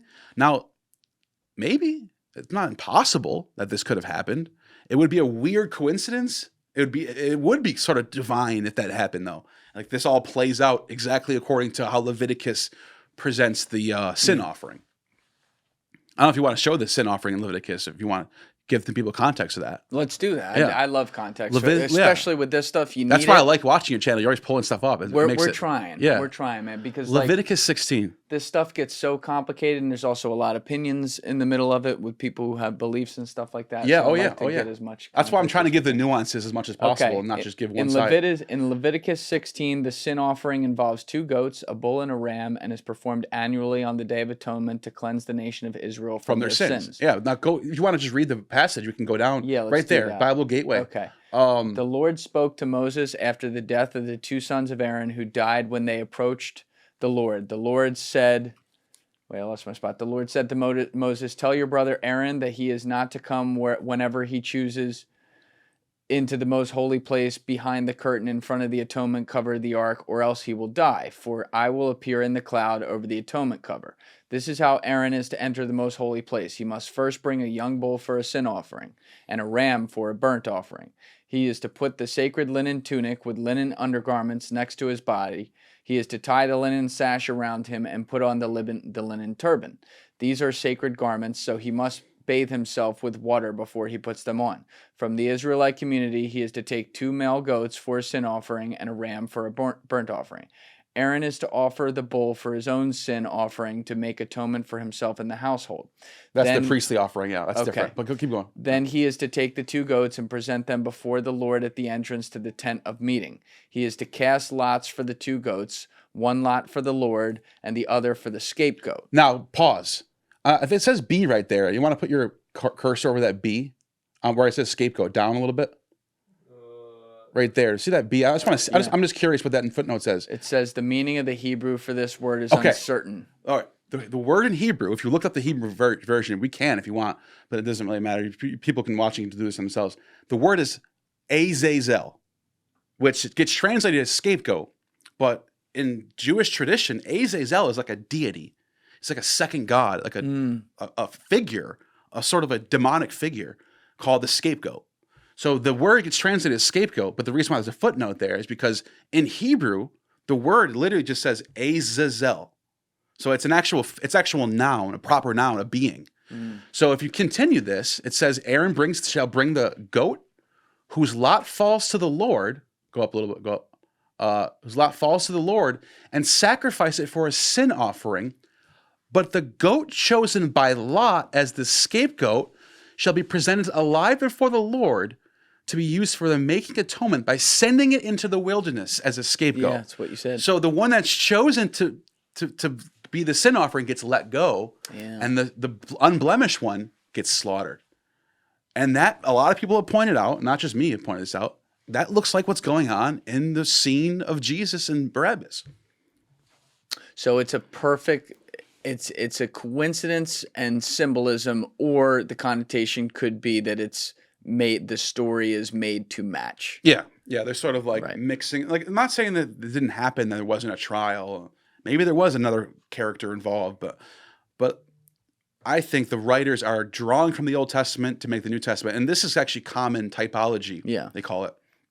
For example, like Jesus carrying his own cross to his own death is analogous to Isaac in the Old Testament carrying his wood, because he's the sin offering that Abraham has to sacrifice his only son. Yeah. So Abraham is a picture of the father sacrificing his only begotten son. Isaac is a picture of Christ carrying his wood to his own death. But there's also, and this is where it makes sense to me too, looking at that story. Throughout human history, anything, not just religion or whatever, history repeats itself in different forms. It really does happen. So I could see, you could see why they would do something like that being that way. I have a couple tangents within this topic I want to go into. And real quick, Alexander the Great is a real person who really lived and did a bunch of crazy stuff. Right. But he gets the same birth narrative as Dionysus, because Dionysus, his original birth was Zeus comes in the form of a dragon and impregnates Persephone. In the Alexander romance, Zeus, Ammon Zeus, comes in the form of a dragon and impregnates Olympias, gives birth to Alexander, and then later Augustus, but not his father who was murdered. Not Philip. So in he's this like story, a Joseph. In this story, Philip is not the father. He's like a Joseph. He's the son of Zeus. Yeah, he's like a Joseph. Exactly. Yeah, exactly. He's not the real father. He just raises him.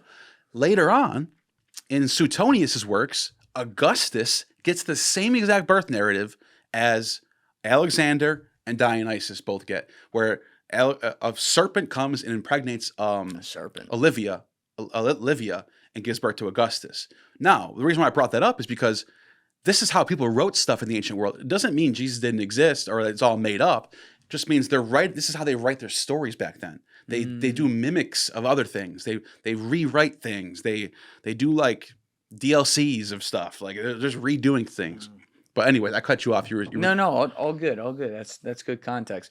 What I was saying is we'll come back to. I have other questions around the Council of Nicaea and some other things there. We'll come back to that. But because we've been honing in on like the story of Jesus and the death so much right now, let's start with this. What was the history of like crucifixion, and how common of a practice had that been within the Roman Empire at that time versus like other ways of people being put to death? During the Great Persecution, you're talking about? Like No, like during when Jesus was crucified. Oh, you're talking about crucifixion. Yeah. Oh, that's what the Romans were doing. This is like well documented that the Romans used crucifixion for the worst outlaws. So they wouldn't crucify their own Roman citizens unless it was something horrible. I don't know. I can't think of any on the top of my head. Well, wasn't Jesus technically a Roman citizen? No, Paul was. Wait, what? All right, explain that. Paul he's was living in the Roman Empire. Yeah, Paul. Well, here's okay. Good question. People don't. A lot of people don't know this. I've never heard this explained. The Roman Empire has senatorial provinces and they have imperial provinces. The senatorial provinces are Italy, Greece, Carthage, and I think North Africa. And they're scrunched in the Mediterranean. Right. And those are the senatorial provinces. There's more rights there. Meaning they have representatives. There's more representative. They have more rights. They get more funding, all that stuff. And then in the outskirts, which is Judea, which is Asia Minor, which is the outskirts. They're like Puerto Rico. It's exactly. They're the imperial provinces. So they still claim that land as part of the Roman Empire, but it's the imperial. We took over this land. Got it. They're not our people.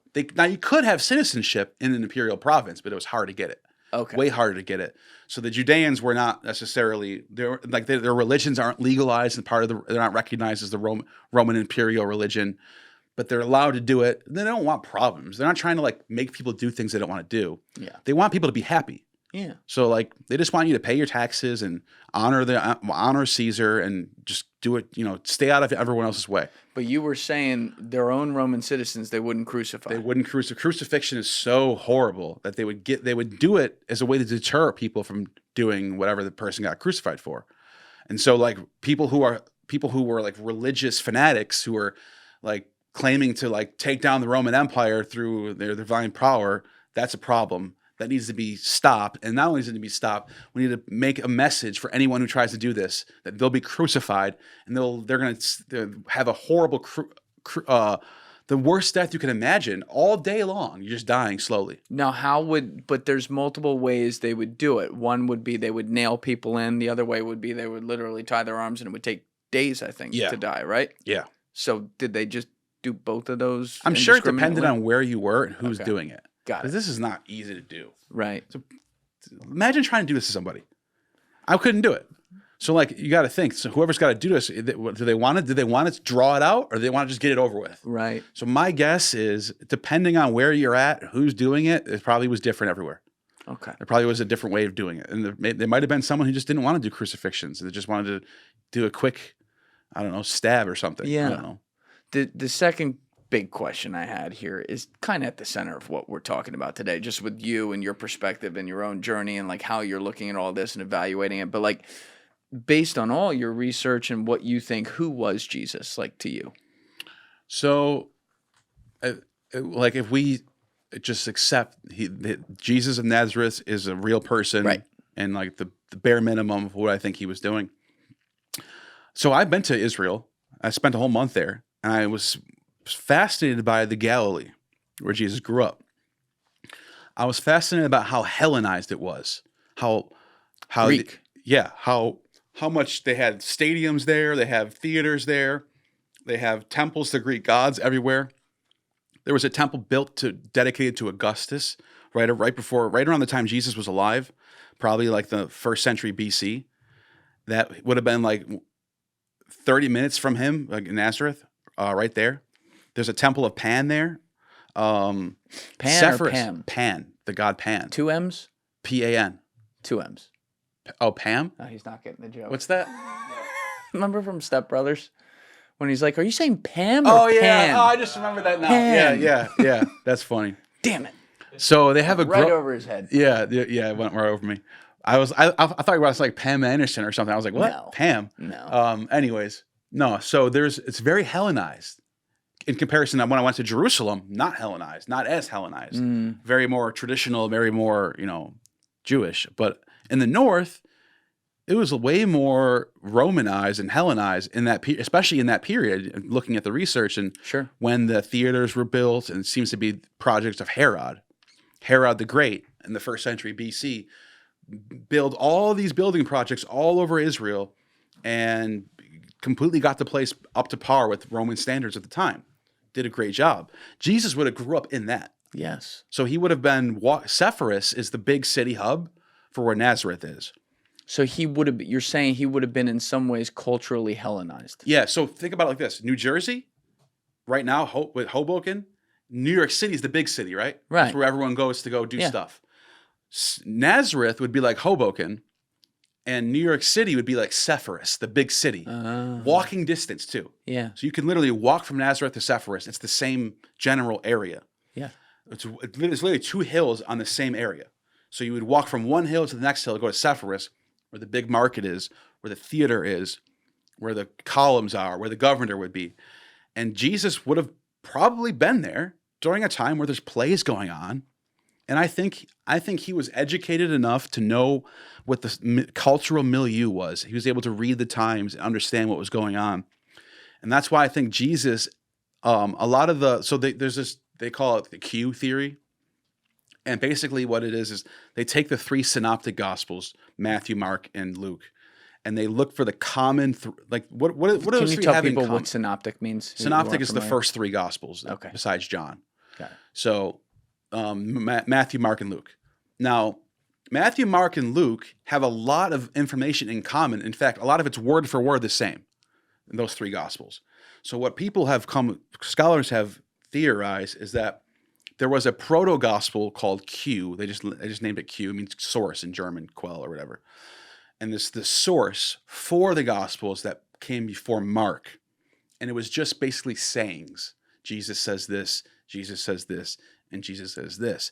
And if we look at those sayings that all these 3 gospels have in common, you get a Jesus who is concerned about his fellow Jews being too dogmatic and not living with reason and just being like common sense. So for example, one of the phrases that you get in Q is, if your animal falls into a ditch during the Sabbath, are you going to leave it in the ditch because you can't work on the Sabbath? You're going to get that animal out. You're going to save that animal's life because it's going to have a better outcome. Mm-hmm. That's reason. Well, Jewish law says that you can't get your animal out of a ditch if it falls during a Sabbath. You have to wait till the next sunrise. So the animal might die in the ditch. You might lose the animal. Jesus seemed to have this attitude where he was trying to like combat illogical dogma that he was seeing in his circles of the Pharisees and the Sadducees. And I think he was trying to reform his religion to be more worldly, to also to stop thinking in terms of bloodline and Abraham this and 12 tribes that. Think of more. Even though he came from one. Even though he came from one. But I think he wanted people to think more spiritually instead of physically. Get off of the material things and think more spiritual. That seems to be his, from what I gathered, his reformation of Judaism at the time period.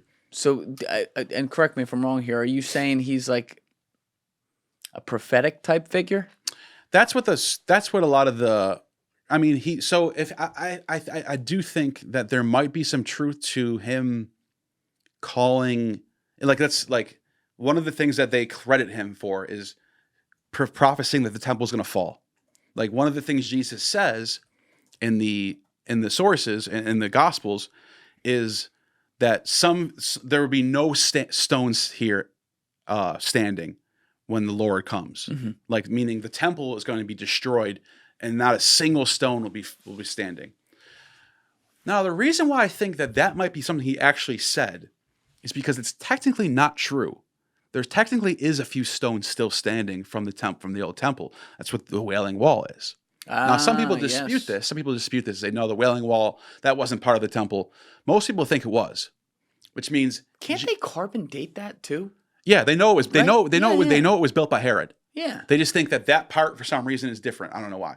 I'm just making sure people know. I understand that people do debate this. Sure, but most people agree that part of the temple is that Wailing Wall. The Jews today go and they wail at the wall. Yeah. I was there actually. I stopped by that spot. It was interesting.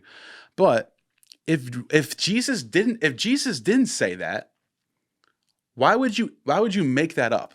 Why would you write in the mouth of Jesus, no stone will be standing, and there's a few stones standing? Yeah. Unless he did say that, and he just was he was close to the point where the temple does get destroyed. So they might have been like blown away that this guy was predicted the temple would fall, which also would explain why the Gospels get written right after the temple falls. So the first Gospel of Mark gets written right after 70 A.D. This Alex was which might have been a response to going, oh shit, Jesus predicted this was going to happen, and it did.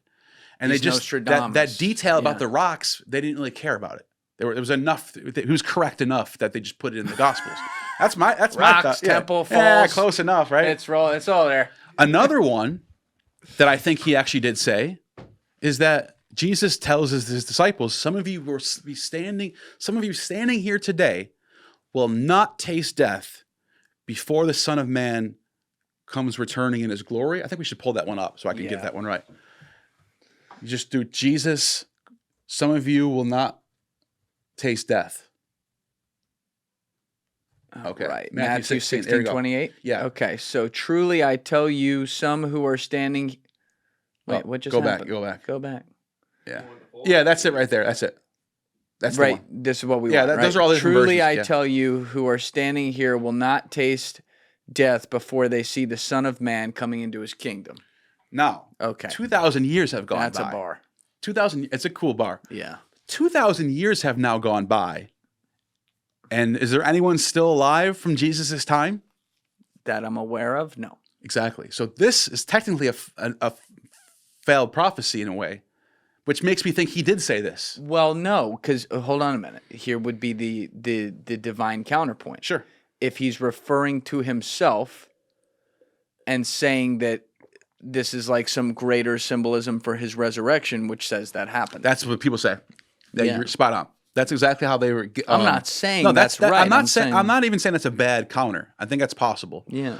But I do think they could have been a little more clear on that. Like, because like, why would you even? I'm going to resurrect. There's a lot that could have been more clear. Here's my problem with that. If he's about to die in the next couple days, why would anyone else die before him? So it's just like that's just a given that they're all going to be there when he comes back from his resurrection. So Wait, this wait, makes say me, that again. So If he were to die, why would anyone? if he's so Jesus is telling his parables in the last couple of years. His ministry is from age 30 to 33. Yeah, we missed him from 13 to 30. So he's telling people about his death coming. And if this is really about his resurrection, then why would anyone even taste death to begin with? They're all going to be alive still. Is part of it though, like he couldn't be so obvious about it because then it wouldn't happen because they wouldn't give him what he wants. They wouldn't, you know what I mean?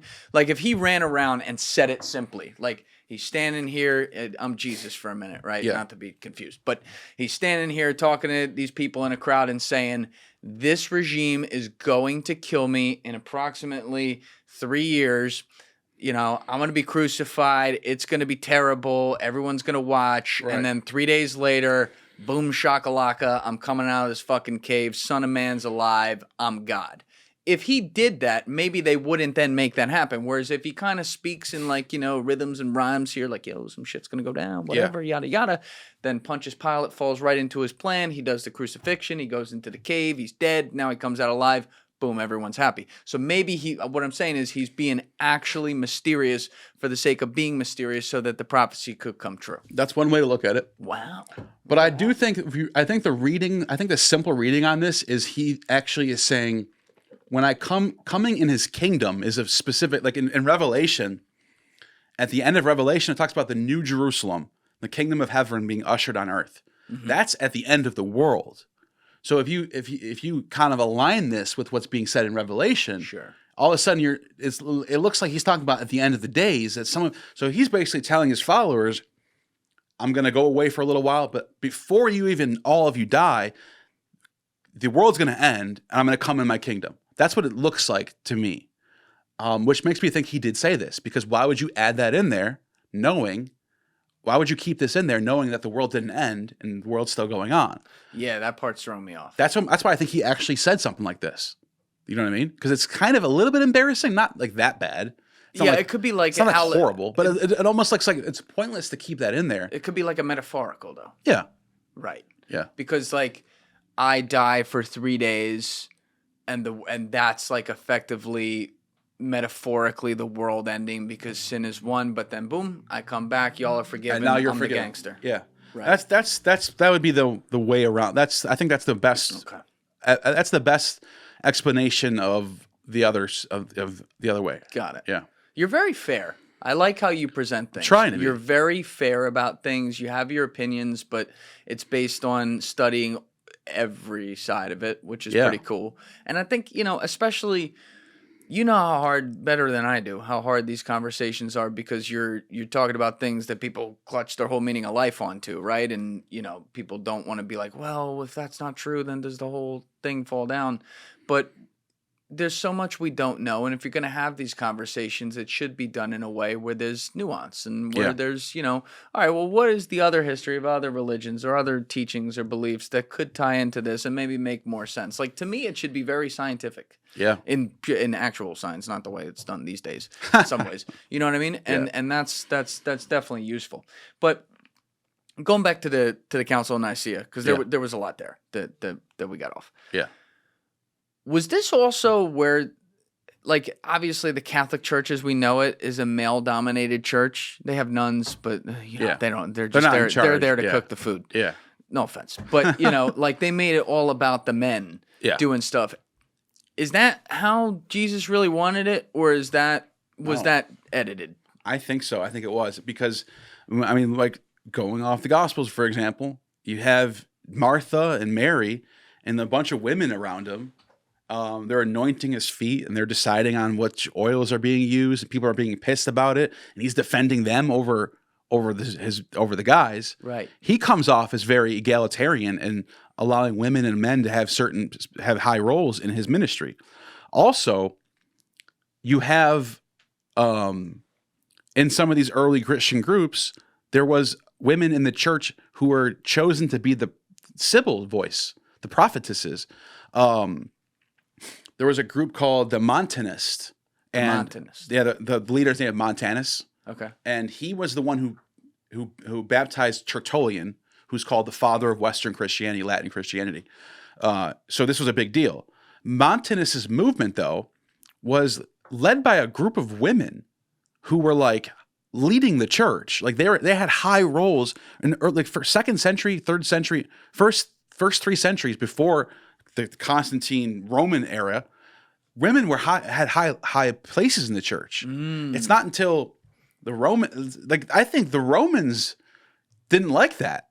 So I think when you get to past post Council Nicaea, when the church is now a Roman entity, that sort of gets cut by the wayside, and then that whole idea is nonsense. There's another story about Valentinus that I talked about earlier. His successor, his name was Marcus. They call him Marcus the Magus, and his ministry, he changes the name from Valentinians to Marcosians, and he takes his ministry to France, and he becomes like the first like real church in France in the 2nd century. But his ministry was also ran by women. He also had women that were, and their role in the church was to be the oracle, was to like get the visions from Christ and tell him what Christ is saying. And he got caught, according to Hippolytus, he got caught putting psychedelic drugs in the Eucharist and giving it to women. Yeah. What kind of drugs we talking? It says a purple drug. I can show this to you too if you want to pull it up. Let's pull it up. So type Now in we're talking. Hippolytus, Hipp. This is going to be fascinating too. It's Hippollytus.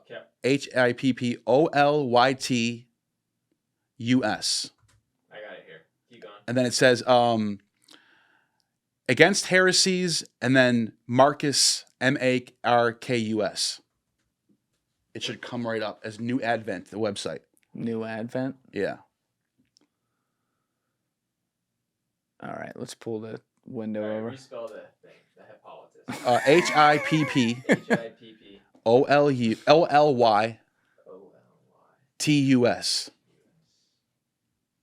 Hippolytus. Okay, so refutation of Hippolytus. That's the first one, I think. Okay, You want to read this? so yeah, I'll read it for you. Can you just do a word search and type in Marcus, Mar? There it is. There's 26. Yeah, keep going down. That's up. Marcus and refuted by go Irenaeus. down. Oh, is this Irenaeus? Yeah, there it is. Here it is. Okay, cool. So look at this. A certain other teacher among them, Marcus, an adept in sorcery, carrying on operations by sleight of hand and partly by demons. This is a church. This is a saint that's writing this. Saint Hippolytus is writing this. So this is an We've official. got a lot of keywords. This is an official church text. Okay. And this is from the late 2nd century. And he says, partly by sleight of hand, partly by demons, deceive many from time to time. This heretic alleged that there resided in the mightiest power from invisible and unnameable places, and very often taking the cup as if offering the Eucharistic prayer and prolonging it to a greater length than usual, the word of invocation, he would cause the appearance of a purple and sometimes red mixture, so that his dupes imagine there be grace descended and communicated that to the potion of a blood red potency. The knave, however, at the time succeeded in escaping detection from many, but now being convicted of the imposture, he will be forced to desist from it.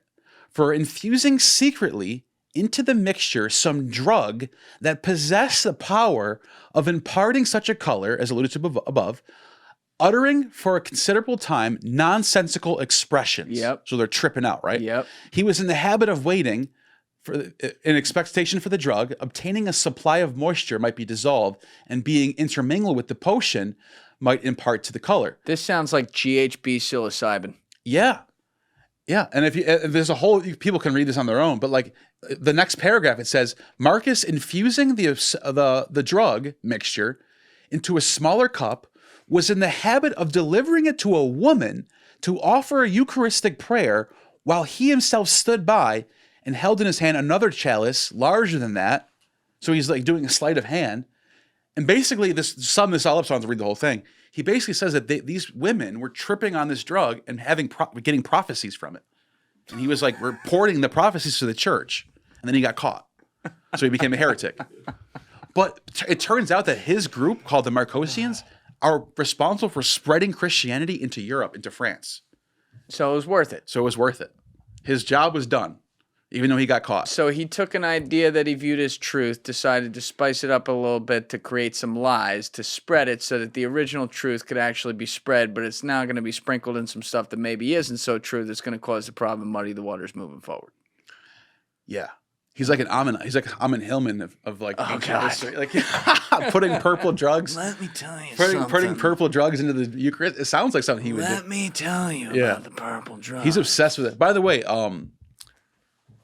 the burning purple thing, it's kind of made up. The burning purple The thing? Amon Hillman's theory about the burning purple. Like he always talks about burning purple. And all this. Can you explain the theory to people and then explain why it's made up? This is one of the sources that he points to, but there's a bunch of sources all throughout everywhere that mentions once in a while you get like the priest might have purple stained lips or something. What's one source? Or there might be another source that says if you burn Murex shells, you burn the purple, it has medicinal properties to it.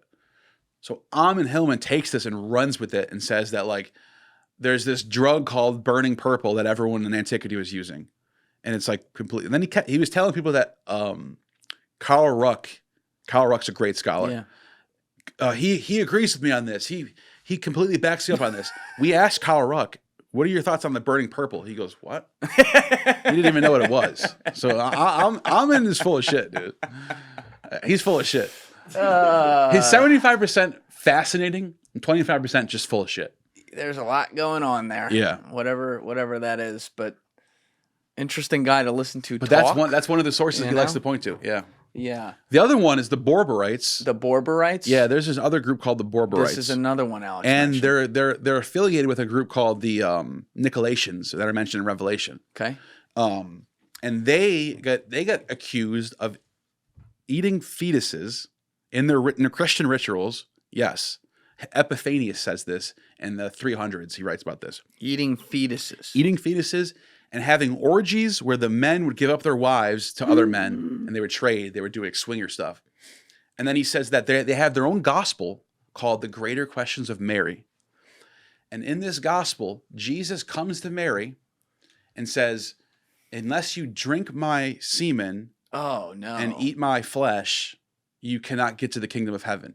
And then she falls to the ground and passes out because she's like, how? What? This is what it says. Wait, and eat my flesh? Eat my flesh and drink my it's that the word they use in Greek is like emission, which is like semen. Yeah. And he says that is the Eucharist. That is in order to get to the kingdom of heaven, you have to do this. And she falls to the ground. He picks her up and goes, "Why do you have such little faith?" And it's like, how about a blowjob? Yeah, Epiphanius, so Saint Epiphanius, who's writing in the 4th century, is reading about this and going, these are fucking heretics, dude. These are the worst heretics I've ever seen. That's or Jesus was a G. Yeah, or maybe. Amon Hillman thinks this is a true story. Of course he does. It's a 4th century source. Of course he does. So you got to take it with a grain of salt. Epiphanius, there are no sources that mention this before the 4th century. So you got to go, is Epiphanius just trying to, you know how people today will be like, oh, Hillary Clinton eats babies. Oh, yeah. That's probably what was going on with these people. That's, you know what's I didn't even want to say it to draw attention to it, but that is exactly the example that was going through my head when you were saying that. That's why. Let's take someone who's already corrupt or already bad, or in this case, not, you know. Maybe they were doing some shit. Let's make them the worst you could possibly be. It's like, this is why we can't have nice things. That's what most scholars say about the Borborites. They think that they might have been real, but the details that are given by Epiphanius might be overdone. Like they're just trying to badmouth them. I got you. You know. What about, like, because we got into this talking about the, I guess, maleitization. It's not a word, but malifying masculinity, masculinity of the church as it became. But you know,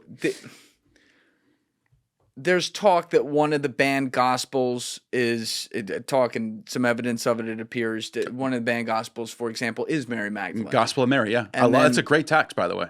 Yeah. So what's the story there? When was that discovered, and what evidence do we have of what's being said in there as a narrative being true? That particular text is not actually part of the Nag Hammadi scriptures. It's part of a different collection of texts they found. I forgot where they found that one. but I think it's dated to the 2nd century. Okay. And in that particular text, Mary is trying to tell the other disciples that Jesus gave her secret wisdom that no one else has, and they're all doubting her. And I think it's Peter who comes to her at the end. He comes to her aid and says, "Who are you guys to judge her? If Jesus did give her the secret knowledge, then we should take this very seriously." And then it abruptly cuts off because we lost all we have is fragments of it. So, and it's a very fascinating passage where Jesus is saying, like, to Mary, she goes, "What is sin?" And he says to her, "There is no sin. You just call it sin." It's a very, very weird, strange, doctrinal stuff going on in this. It's very, very Gnostic. Very hippie. Yeah, very Gnostic. Yeah. But like basically the whole point of the story is that Mary was given this secret wisdom that no one else has about the kingdom of heaven. And if you want to know about it, read this gospel. That's basically what it's at. Is there, whether it be in this gospel or in other things, this is a question I always ask people who look at this stuff. Like, is there evidence to point to a relationship between the two? Like, I mean, you just pointed one out Mary with Magdalene. an extreme example, but that's what I'm saying. Like Jesus actually having a relationship with a woman, because at some point, the church decided to teach, that's an interesting word to put there, but teach that like Jesus was sacred. He came from the Virgin Mary. He did not take a partner on this earth or whatever. Right. Like he's divine. He's above us. And yet I've never fully grasped that, because I'm like, okay, if you go with the narrative that he's the son of God, let's play with that for a second. What would be so bad about him having A child. not even that, but before that, having a wife or a companion here on earth? Like, I don't understand. I don't see the problem with it either. I don't see any problem with it. But I do think in Matthew and Luke, and I think John too, there's the depiction of Mary, and I think in one of the versions is Martha, anointing his feet with oil and wiping off the oil with her hair. It's a very intimate scene. Yes. And you can almost see like, are they trying to tell us something here? Was there something going on? Why Mary Magdalene? Why is she the one brought up all the time? It's almost like there's like an underlying narrative that's not necessarily like in your face, but it's in the background of the Gospels, that Mary Magdalene and Jesus had something going on. Yes. You almost get that vibe from reading all the Gospels. Isn't there one of them where he says, where he doesn't use the word wife, but he refers to her as a woman, yeah, as his companion? There's another word there. Yeah, this is somewhere that in my I head. forgot, but I think you might be right about that. But you just made me think of something else, though.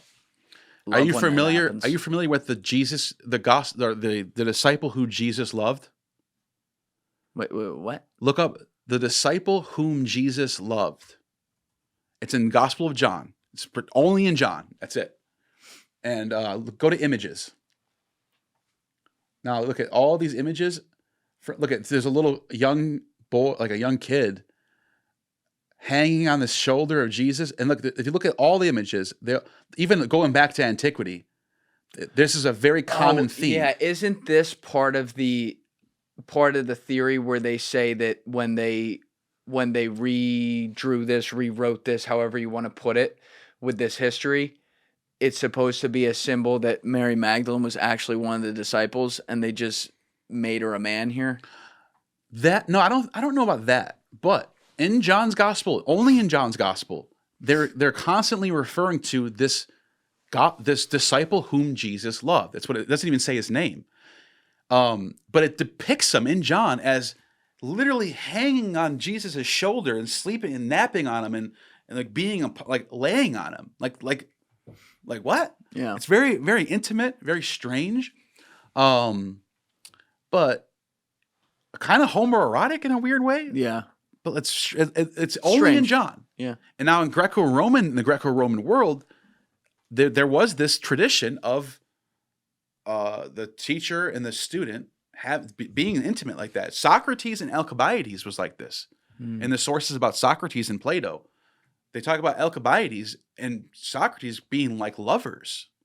So I don't know if John's Gospel, as we pointed out But earlier, it's only in John's. only in John. And by the way, John's Gospel is the Dionysian Gospel, it's the most Greco-Roman out of all of them. Interesting. And it has this tradition in there. It's almost like this could be another Scorsese example. It's almost like giving a nod to the people in Greco-Rome who had this traditions of this like teacher beloved. They call him beloved. That's an unfortunate nod, but I see where you're going. And Socrates had his beloved, who was Alcibiades, and they're saying Jesus had a beloved student, which was, and then most scholars think that's John, that John is young in John's gospel. He's telling the story about himself in a weird way. When approximately did John write it? Was that after the temple?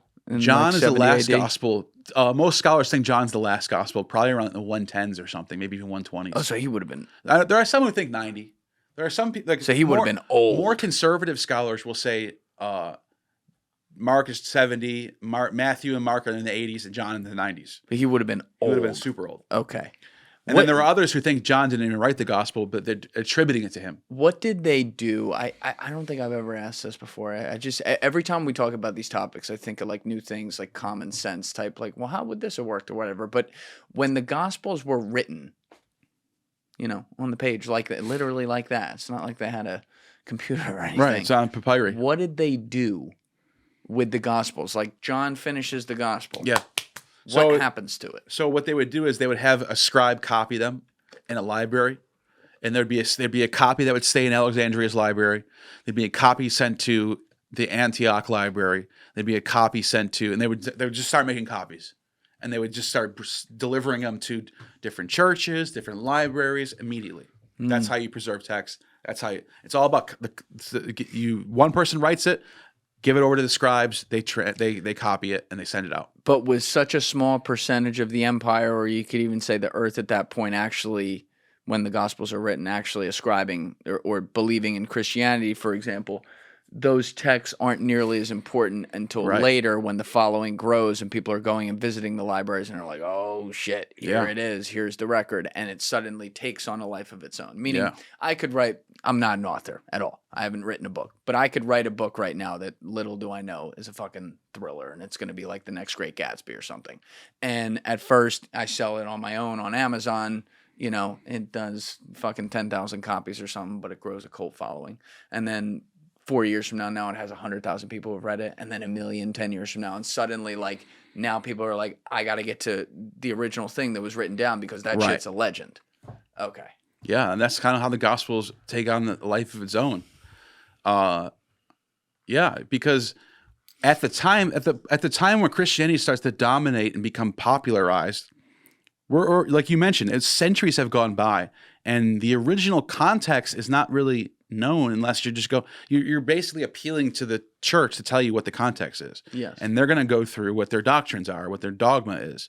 So they're going to give you a Trinitarian, they're going to filter it through their dogmas. And then when you actually take each gospel, one individual by itself, and stop trying to unify them, you'll see that each gospel has a different way of telling the story, and they're not necessarily all aligned. All right. Well, we've started referring to it already, even going with like the Gospel of Mary, but there's other banned gospels as well. You've studied all the ones that are available. Can you just go into the history of when some of the notable ones were written and why they were banned and what the process was there, such that they didn't make it into the lexicon? So there's different apocalypses. Like the Apocalypse of John is a famous one that was central to like the Sethians and other different Gnostic groups that were around in Alexandria and stuff like that. And in this one, the reason why this one gets so banned so quickly and heretical is because in this particular source, you have a demiurge who creates the world, and the world is evil. And this is we're all trapped in this. We're all souls trapped in our bodies. And so like this is completely diverting from what's in the Gospels. There's no demiurge in the Gospels. Now the term demiurge is well known at this time in Platonism. Because Plato's Timaeus calls the creator, the word demiurge, demiurgos in Greek means creator.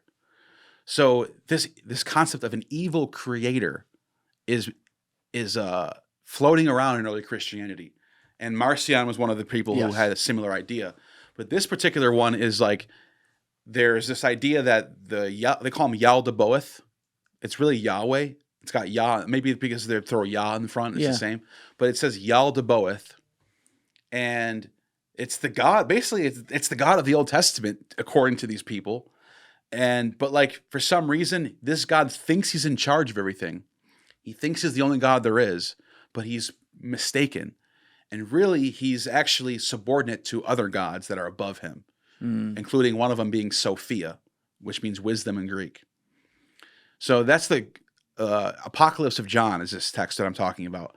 It's probably a 2nd century text. Okay. I wouldn't push it. I wouldn't push it later than that or earlier than that. Why do you say like That's when the 2nd century is when the Gospels are being written everywhere. All different Gospels. It's an explosion of different Gospels being written. Christianity is growing. Christianity so is in its like creative early days. Got it. And so Alexandria was an interesting place where you have a mixture of Pauline Christians and Christians that were considered Gnostic. And they're all living together and thriving together. They don't really hate each other yet. But those people in those times are taken seriously. They're not like whoever wrote the Apocalypse of John probably was writing to a big audience of people that would read that stuff. He probably didn't think, oh, this is going to shake some feathers. He probably thought that Christians believe this stuff. It's just that it's so wildly diverted from what you get in the Synoptic Gospels, and it's so complex. The demiurge and the ions and Sophia, it's too much for the average person to follow. Yep. So I can see why it falls away, but at the same time, I think those when we look back and say that's heretical, that was wrong, that's not a part of the canon, we're doing it in hindsight. So at the time when this stuff gets written, it's being written for Christian audiences. There still are, even all the way through the 5th century, 6th century, there were still like the Gospel of Philip and the Gospel of Peter were still like floating around in Christian circles. It just was never officially included in the biblical canon ever. But were there people that were like, this can't Reading be it. in there? Meaning like the gatekeepers who were Yeah. like, this can't be in there because of... Yeah, like you start, like Origen is one of the big ones who start getting into like which books are good, which ones are bad. The Gospel of Thomas, Origen hates it. Why did they... He just thought it wasn't aligned with the core teachings that he believed in. Like the Holy Trinity type deal, stuff like No, that? because Origen wasn't a Trinitarian. This is before that. But he thought that the message that Thomas was given was... Thomas has a very Docetist Jesus, very shadowy figure. It's not focused on the resurrection and the death and resurrection. It's only focused on just wisdom sayings of Jesus. Origen was like, no, this matters. The death and resurrection, the physical appearance of Jesus matters. Where Thomas wasn't really concerned with that. But some people think Thomas is the oldest. There are some people who think Thomas was like 60 AD. Based on Just how primitive it sounds. When you go through Thomas, it does come off as like very primitive, but how very do we unaware of later stuff. of actual historical events like the temple falling or something like that. Yeah, it doesn't mention the temple falling. Okay. So that's another reason why I can't believe that was well said, because that's one of the reasons why people try to put Thomas in the beginning. It just shows no knowledge of like the greater picture of what happens. Because it's so weird. Like if you're saying primitive and you're comparing like 60 AD to like 75 AD or something like that, it to me it would probably be so hard to distingush that because that's only like 15 years. The temple falling is a big deal. But historical it's a world-shattering difference. Yes. It's like before and after 9/11. And took the words out of Changes my mouth, that bro. the world was changed after It's like that. when you read something that's from 08 versus something from 98, you know. Yeah. Yeah. Okay. So you're going off. That's one of the reasons why some people think Thomas is earlier. I'm not sure. I'm not sold on that. I think it might be just be like 2nd century or something. You know? What about like the Nephilim and stuff like that? Have you studied that extensively as well? Nephilim, in the word Hebrew, Nephil can mean to fall, and it also can be translated as giants. So there's different translations where you get both. Some of them call them giants, some of them call them fallen, the fallen ones. But either way, it seems to be some sort of variation of the myth of the Titans or the the Anunnaki in going back to Babylonian myths, where there's this like race of demigods that were before humans that sort of lived on Earth before us, and they built megalithic structures. And in a lot of ways, the ancients were using this stuff to figure out, how do these giant megalithic structures get here? Well, maybe giants put them here. That's how some people would explain some of this stuff. But the Bible has their own version of this, which is the Nephilim that you get in Genesis. And it says, like, in those days, the Nephilim ruled the world, and they did this, and they mated with the sons of man and the daughters of men, I mean. And so, like, it's their way of sort of explaining how things got to be how they are. Like, there was a race of people that came before us. The Greeks talk about the Titans. The Titans were in charge before Zeus overthrew them. And it just seems to be, to me, and my personal thoughts on that, is I think that's the Bible is sort of riffing off that worldview in their own way. So like fallen ones, or no, fall in Hebrew means to fall. And then it also can mean giants. That's why you get both translations.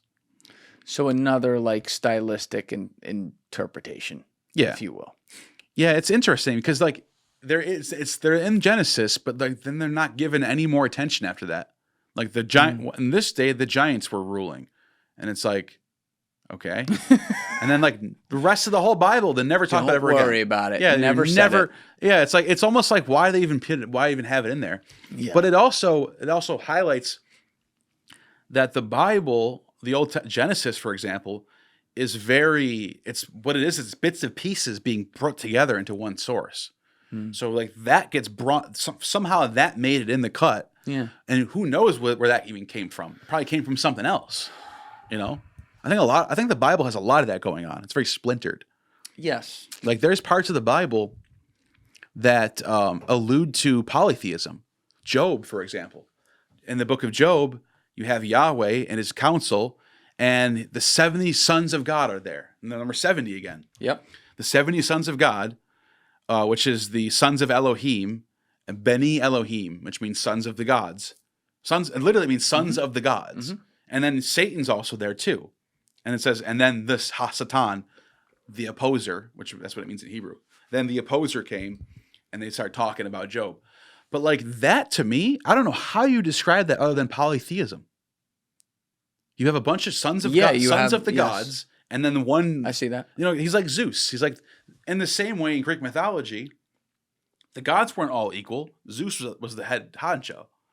But like Zeus had all his sons, and they're all gods too.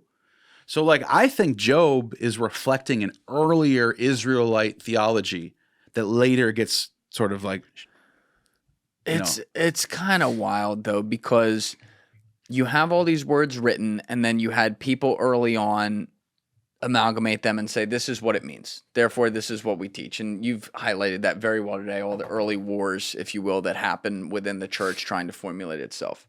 And then you kind of cross, obviously there's things that happen afterwards, Protestant Reformation, all that, but you cross a real Rubicon with the Council of Nicaea and Christianity becoming the official religion of the greatest empire on earth at the time, where you could almost say that started where we are to where we are today. But there's so many years between now and then, between 313 AD and where we are in 2025, and Christianity, for better or worse, has shaped our culture. Like everything in the West, when you look at it, like you have people who obviously don't believe in this or whatever, but the traditions we have, the culture we have, has been shaped by that. And I would argue that a lot of that has been for the good. And even if there's like things that happen along the way that are horrible, where like Galileo gets, the Inquisition, and shit like that. Like these are terrible things. Like we still have developed out of that fetus, if you will, to formulate this world of innovation and exchanging ideas and like a lot of good things that humanity has invented. So when you look at Christianity as a whole, beyond just like what it believes, do you think it's been a net good on society? The reason why I think it is because I think Christianity, unlike Islam or I guess we just use Islam or Judaism, for example, was able to incorporate a lot of the Greco-Roman elements that made Rome and Greece so amazing. Yeah. So a lot of the Stoic tenets, a lot of the Platonist tenets and stuff like that sort of get adopted into the fold. In the West, they adopt, it's called Thomism. So Latin Christianity, Thomism is Aristotelian logic and Aristotle's philosophy mixed with Christianity. So that's like Catholicism is like at the core Aristotle. And the East, the Eastern Orthodox, which is way more mystical doctrine, is based on Plato. And like if you read like pseudo Dionysius, the Areopagite,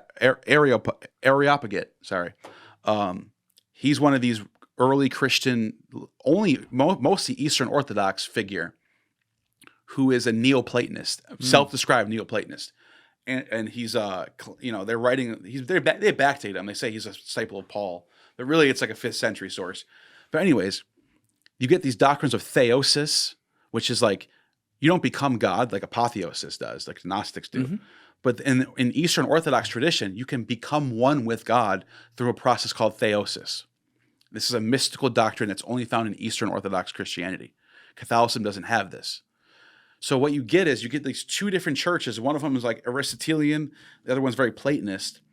But the reason why I think that's a net good is because they sort of usher into the world, in the Renaissance, for example, what you get is you get a culture that hasn't forgot where it's came from. So you still get all these great things about Greece and Rome are still influencing the world, whether people are even aware of it. I just walked past a building on the way here in New Jersey with beautiful Ionic columns. I know what one you're talking Those about. are ancient Greek columns. And it's like that is like our standard of beauty. It's incredible that the Greeks, pagans handed that down to us, and that's why I think Christianity, even though it's people might call it cultural appropriation.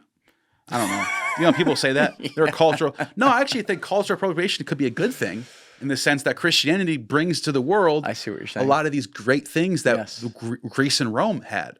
They didn't forget about it. They didn't just like completely, because there was this iconoclasm phase happening in the 6th to 9th century AD, where there was a lot of debates on, should we have images in our churches? Imagine if that would have won out and there's no images in churches. How boring Christianity would be.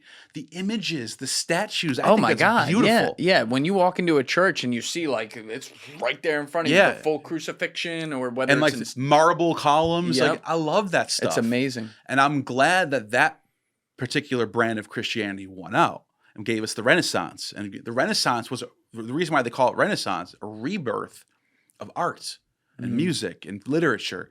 People went back to... That's what I'm saying, yeah. People went back to ancient Homer. People went back to the Greeks. And through the Christian lens, obviously, they're all Christians at this point. But they're opening themselves back up to like, what is our roots?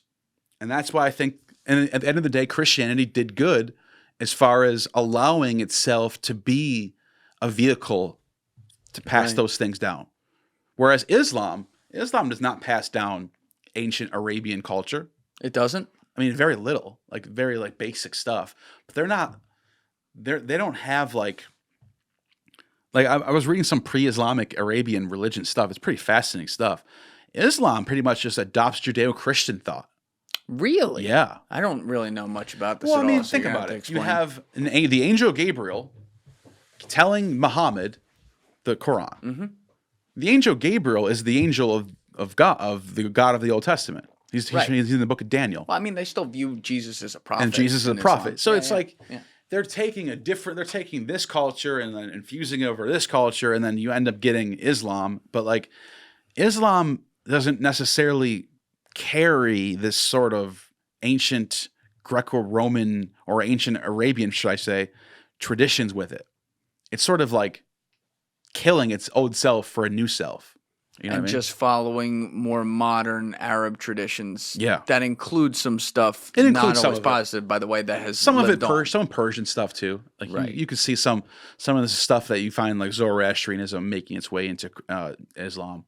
You know, there's also like Byzantine legends that get brought in the fold. But anyways, the point I was making is like Christianity, unlike anything else, has this like ability to sort of like use its past, the past of Greco-Roman like culture, as like Yes. its own thing. Yeah, that was You know? when I lived in Rome. I used to just walk everywhere, and every building, no matter how unknown or not important historically it might be, the architecture and construction is just so beautiful. It's eclectic. It's rich, but not even ostentatious in most cases. Yeah. And I guess, I was looking for that. Like when I came back to America, I'd naturally like kind of look for this stuff. And when you walk through New York, obviously way different city than Rome in a lot of ways, but at the base and some of the base buildings and some of the art and architecture design, you can see that. And it's like, this is built, 2,000 years after Rome was. Yeah. Or something like But, that. but it's still influencing there. architecture today. That's right. And so, yeah, like the Christians sort of, it's more like it's not closed off to adopting like ideas that might be considered pagan or something like that. You know what I mean? Like for example, when the Christians would take over it, there's a letter from Pope Gregory from the 6th century writing to a bishop in London. And the Romans are just taking over this London at this point. That's early days of London. Yeah, This is way earlier. And the Romans are like moving past London and they're going to more deeper lands where the Celts are living and the Druids are over there, pagans. And can't have that. Yeah, but this is what he says to them. He says, don't kill them or do anything wrong to them. Don't even destroy their temples. Take the idol out, put a cross in there, sprinkle it with holy water and bless it and make it a church. And this is how the church, this is what grew Christianity so fast, is their ability to sort of go into other holy spaces, slap a cross on it, reincorporate it, and it made people happy though. Because the Druids this is their holy spring or whatever, some waterfall or something, or a mountain maybe, some holy spot, some tree that they worship that was now converted into a church, and they thought it had power. And they were more likely to continue going there even after it got converted. This was part of their playbook. Like Paul in Corinthians is telling the Corinthians to go and eat meat sacrificed to idols. If you want to pull this up? Yeah, please. Paul, Corinthians, meat sacrificed to idols. That's almost like, maybe I'm looking at this too simply, but it's almost a way of saying like, go appreciate the other culture and understand where they come from rather than try to militarize them. So 1 Corinthians 8 says, now about food sacrificed to idols. This is pagan magical food that was sacrificed to a pagan god. We all possess, by the way, the word is gnosis in Greek. We all possess gnosis, but gnosis puffs up while love builds up. Those who think they know something do not yet know as they ought to know, but whoever loves God, by God. So then about eating food, this goes on a random detour. So about the food sacrificed to idols, we know that an idol is nothing at all in the world. There is no God but one. For even if there are so-called gods, whether in heaven or on earth, or indeed there are many gods and many lords, yet for us there is but one God, the Father. From all things came, and for whom we live, there is one Lord, Jesus Christ, blah, blah, blah, blah. Now, anyways, what he's telling them is, you live in the Roman Empire, because at Paul's time, there was like 3% of the empire was Christian, maybe 3 at the most. 97% of the empire is pagan. So don't disrupt the empire. Go out there and be gracious, be polite. Eat the food that's offered to you, because it's not going to do anything to you. It has no power over you. And it basically lays out the blueprint that Pope Gregory picks up on. Go into these places, take the idol out, bless it with holy water, and just convert it into a church. So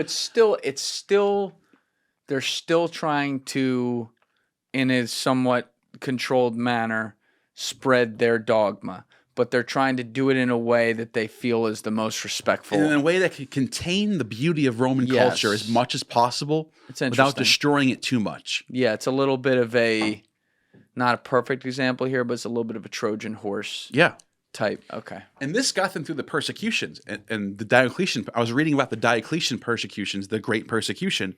One of the persecutions that he made them do was they had to attend the sacrifices and eat the meat.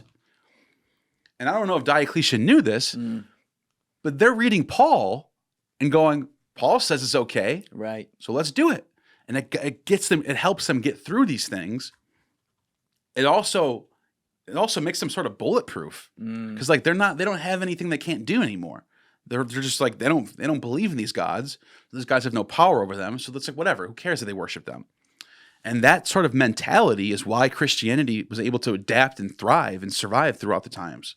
It's amazing how long and how much it's grown and continues to be such a mainstay.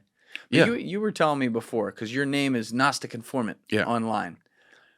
And when you were after you had your first moment where you're like, I don't believe this anymore at your second baptism or whatever, you explained how you were turned into a lot of these early Gnostic Christianity groups and saw a lot in there that you liked and you were looking for something to believe in. But you told me before we got on camera that you're not a Gnostic at this point. So what do you consider yourself?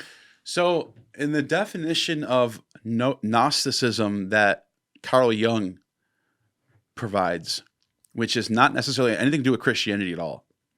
It's just the idea that you believe that gnosis is knowledge. It just means knowledge in Greek, not gnosis. The idea that you put gnosis over faith. That I believe in me personally, I do believe that knowledge is important to learn. To learn about science, to learn about mathematics, to learn about history is important for not just knowing things, but also developing your own character and also learn, how you go about the world. I actually do believe that concept makes a lot of sense. The idea of putting knowledge is like the high point of like what you should be doing. Sure. Instead of just having faith and just whatever. I have faith, whatever, who cares? I think knowledge is important. So that makes, under that definition, I'm still a Gnostic. I still believe in that. I just don't have the sort of Gnostic Christian beliefs that I used to have 6-7 years ago. Right. So it's not skewed towards one of the necessarily like afterworld belief systems. Right. Effectively. Yeah. Like I don't believe in the demiurge but you do believe there's something up there. Yeah. You're very comfortable with that. Yeah. Yeah, I'm not an atheist. I think, so my belief about God is this. I believe in the muse. The muse. The muse, yeah. Which is divine inspiration for poetry, for music, for podcasting, for film, for writing books. Anything creative. Anything creative. I believe that people have the ability to tap into what we call the muse, something that gives us inspiration. And I think that particular thing and this idea of being inspired by something greater than you, I think there's something to that. I also think, like Socrates talked about everyone having a personal daimon. It's like a personal inner spirit that tells you when not to do things or to do things. I also think there's something like that going on too. As humans, we have this inner voice that sometimes you don't even know why. Just don't go to that party tonight. Something bad's going to happen. And then you just don't go, and then it turns out to be a good thing. I think there might be something to that. Some sort of voice that we all can tap into. And the Greeks called it the muse. It's basically divine inspiration. I believe that. That's my current theological worldview right now. I like that. I think the biggest thing for me, and I talk with a lot of people about this, is that, we're just humans who were lucky enough to get on this little rock in the middle of a giant fucking galaxy that we don't even know the extent of. And it's like, it's crazy. You don't know. That's the one thing we all got in common. Two things. We're all going to die, and we're not really positive what happens after, right? Yeah. And what it all is. And there's evidence that we can gather from things that maybe have divine inspiration that have been left here on earth, which I think would be great if that's true. But I always just try to live my life humble of what I don't know and humble in the idea that something had to put me here. And whatever that God is, that's why I'm very at peace and comfortable with the belief that there is something higher up there that makes this thing go. Whatever that is, I'm going to have to answer for that when this is done. So do a lot more good to people than I do bad and try to atone for it when I fuck up and do bad, Yeah, and I think there's something to the idea, but it might be evolutionary, but like we feel dread and feel horrible when we do the wrong things. Yeah. but we feel good when we do the right things. So Yes. it's something that's a spiritual thing right there. Absolutely. Now, people might say that's just all evolutionary. It's how it's survival. You know, you mess up, you're supposed to feel bad. Fine. I don't think there's any different. I don't think there's anything different about that. It's just the way you're looking at it. But also, a lot of atheists, for example, they'll like laugh and snicker at the idea of the cosmological argument, which is like everything in the universe has a cause, and like going back to the beginning, what was the cause of the first cause? Is it a mind? I think there's something. I think that's a decent, fair argument. That if everything has a cause, then is the first cause God? I don't think there's anything wrong with that statement. I think that's perfectly reasonable to push forward that theory. You know. Yeah. It's you know what, in doing this job too, I talk with people from so many different backgrounds who have so many different perspectives on different stuff, but it's such a, this one never gets old to talk about, just because seeing how people, I don't know, rationalize it and rationalize why we're here and what we're doing. You know, it's not to say anyone's right or wrong.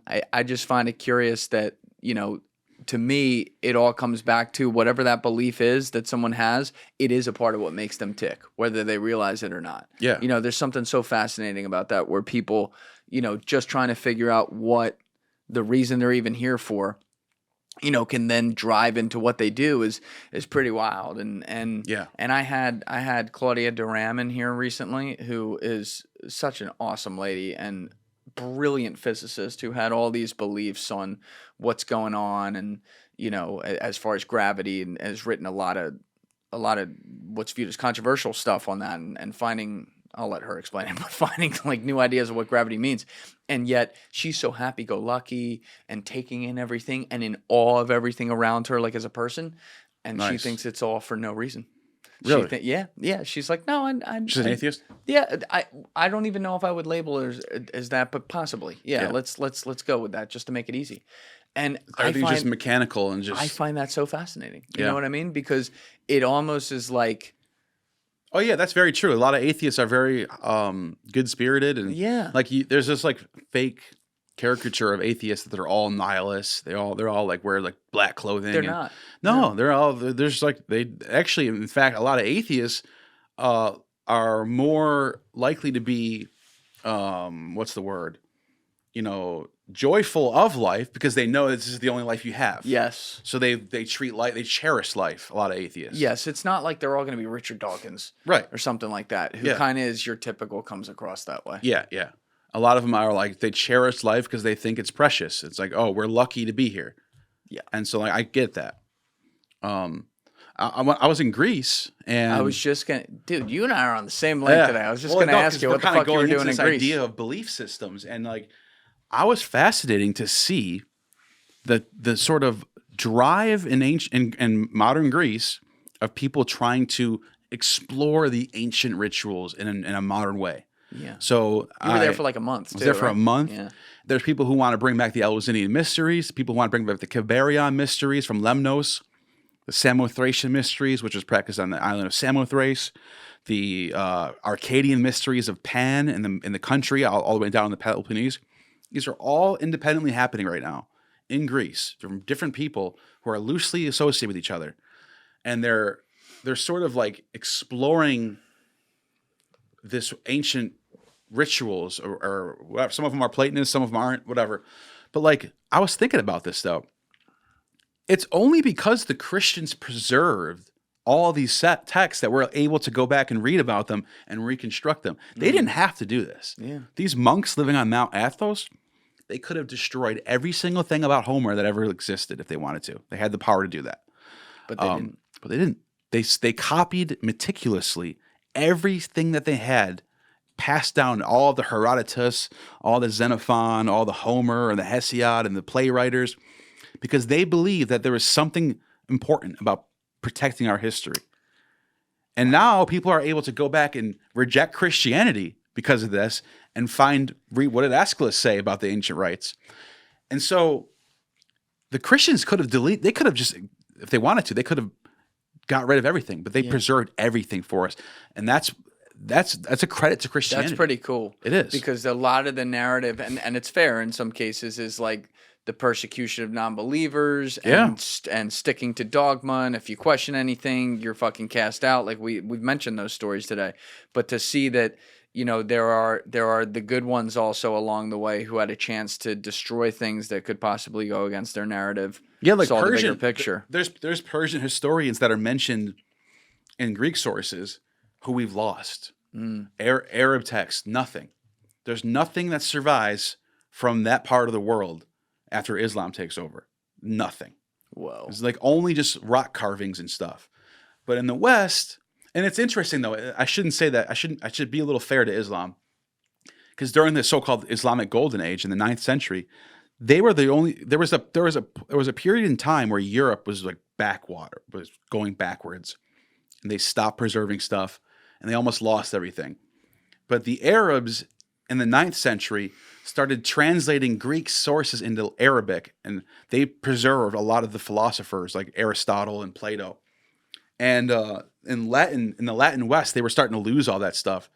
And then the Greeks in Constantinople did a good job of preserving sources. And then during the Renaissance, 12th, 13th, 11th, or 13th, 14th century, finally the West goes, oh shit, we're about to lose all of our. We better start getting our shit together. So they start translating Plato again. They actually lost Plato in the West for like they lost it. Yeah, I was talking to a scholar about this, and says there was a time between like the Charlemagne and like the Renaissance where you probably could not find Plato in the West. And then they refound it in any Latin source. Are we talking like It was over only hundreds of years? in Greek in the Constantinople Oh, okay. or in So, Athens. all right, so there still existed, Right. but in Greek All right, and in Arabic. I don't want to bait and switch here. That's why I'm saying. Yeah. So, but it's interesting because there was a point in time where the Latin West was starting to get a little bit like starting to go backwards and forget about their roots. But then the Renaissance saves that. What was the coolest thing you saw in Greece? Such a great The country. Temple of Pan in Arcadia was beautiful, but I have to say the best of all was Delphi. Delphi was this ancient temple of Apollo, and the ruins are still there. There's a theater there. There is there's like a stone, this megalithic stone that they have there that represents Apollo and also Dionysus as well. At the bottom of Delphi, there is a grave for the god Dionysus, the grave for dead Dionysus. And at the top is where the oracle of Apollo lives. So it's Apollonian on the top and Dionysian on the bottom. And the Delphians believed, for 9 months of the year, Apollo was active in there, giving oracles and giving prophecy. But then during the winter months, from October to January, Apollo would leave and go to the north, and a Dionysus would take over from the grave and he would become the oracle through intoxication. Not through a regular oracle. Through intoxication, through ritual. So like with what? With wine. Yeah, with just wine. Well, that's all we in know. there? That's all we know. Who knows? There might have been something else going on, but yeah, it just says through intoxication. That's all it says. It's crazy how this stuff has so many layers. You're does. always going to be finding like brand new shit from the same rock you looked under 1,000 times. The Dunning-Kruger is crazy because one of the aspects of Dunning-Kruger is not just you thinking you know everything and you don't, but there's realizing how much you don't know. Mm-hmm. It's like the next step of Dunning-Kruger. Like first you get all puffed up and think you know everything. And then all of a sudden it dawns on you how much information is out there. And then you get overwhelmed with like, I'll never even know 10% of everything. Yeah. Not even close. But it's a lot of fun. And like, but it's humbling to know like there's so much stuff. There's so much out there that anyone can just start studying. And you would need 10 people in one lifetime to even crack 10% of what's out there. Hell yeah. You know? Yeah. And like I said earlier, I hope that the conversations across the different perspectives continue to happen. That is like the powerful thing about like the whole independent media space. Like we have the ability to do that. So I want to see those sit downs happen. I think me personally, because I've been very harsh against Christians for the last couple of years on like the internet and on Twitter. And I think it's turned a lot of them off. They don't want to have discussions with me. They think I'm out to get them or something. Because I'm very critical of what a lot of these Christians say. I do think that that's not a good way to go about it. Like I think the better, I do want to be more fair to, the apologetic side, because I get what they're doing. They want this to be true, so they're looking for how to make it make sense. Sure. But I would like to see in a future where people can choose between Christianity, Islam, or the Temple of Dionysus, or the Temple of Aphrodite.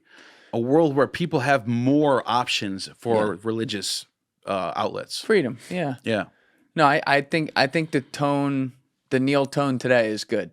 If this is what you're doing moving forward, especially, like, I think that'll help those conversations happen for sure. Yeah. So I've really enjoyed this, man. You have a Me too. wide This has been array fun. of knowledge, very wide array. So there's a lot more to talk about in the future. I'm sure we'll have you on again. For sure. Everyone can get your YouTube channel. We'll have that link down below. Yeah. We should also put your X too, right? Yeah, X and YouTube is good. All right, Yeah. cool. Thanks so much, Neil. Thanks, man. Appreciate This has you, been dog. great. All right. Awesome. Everybody else, you know what it is. Give it a thought. Get back to me. Peace. Thank you guys for watching the episode. If you haven't already, please hit that subscribe button and smash that like button on the video. They're both a huge, huge help. And if you would like to follow me on Instagram and X, those links are in my description below.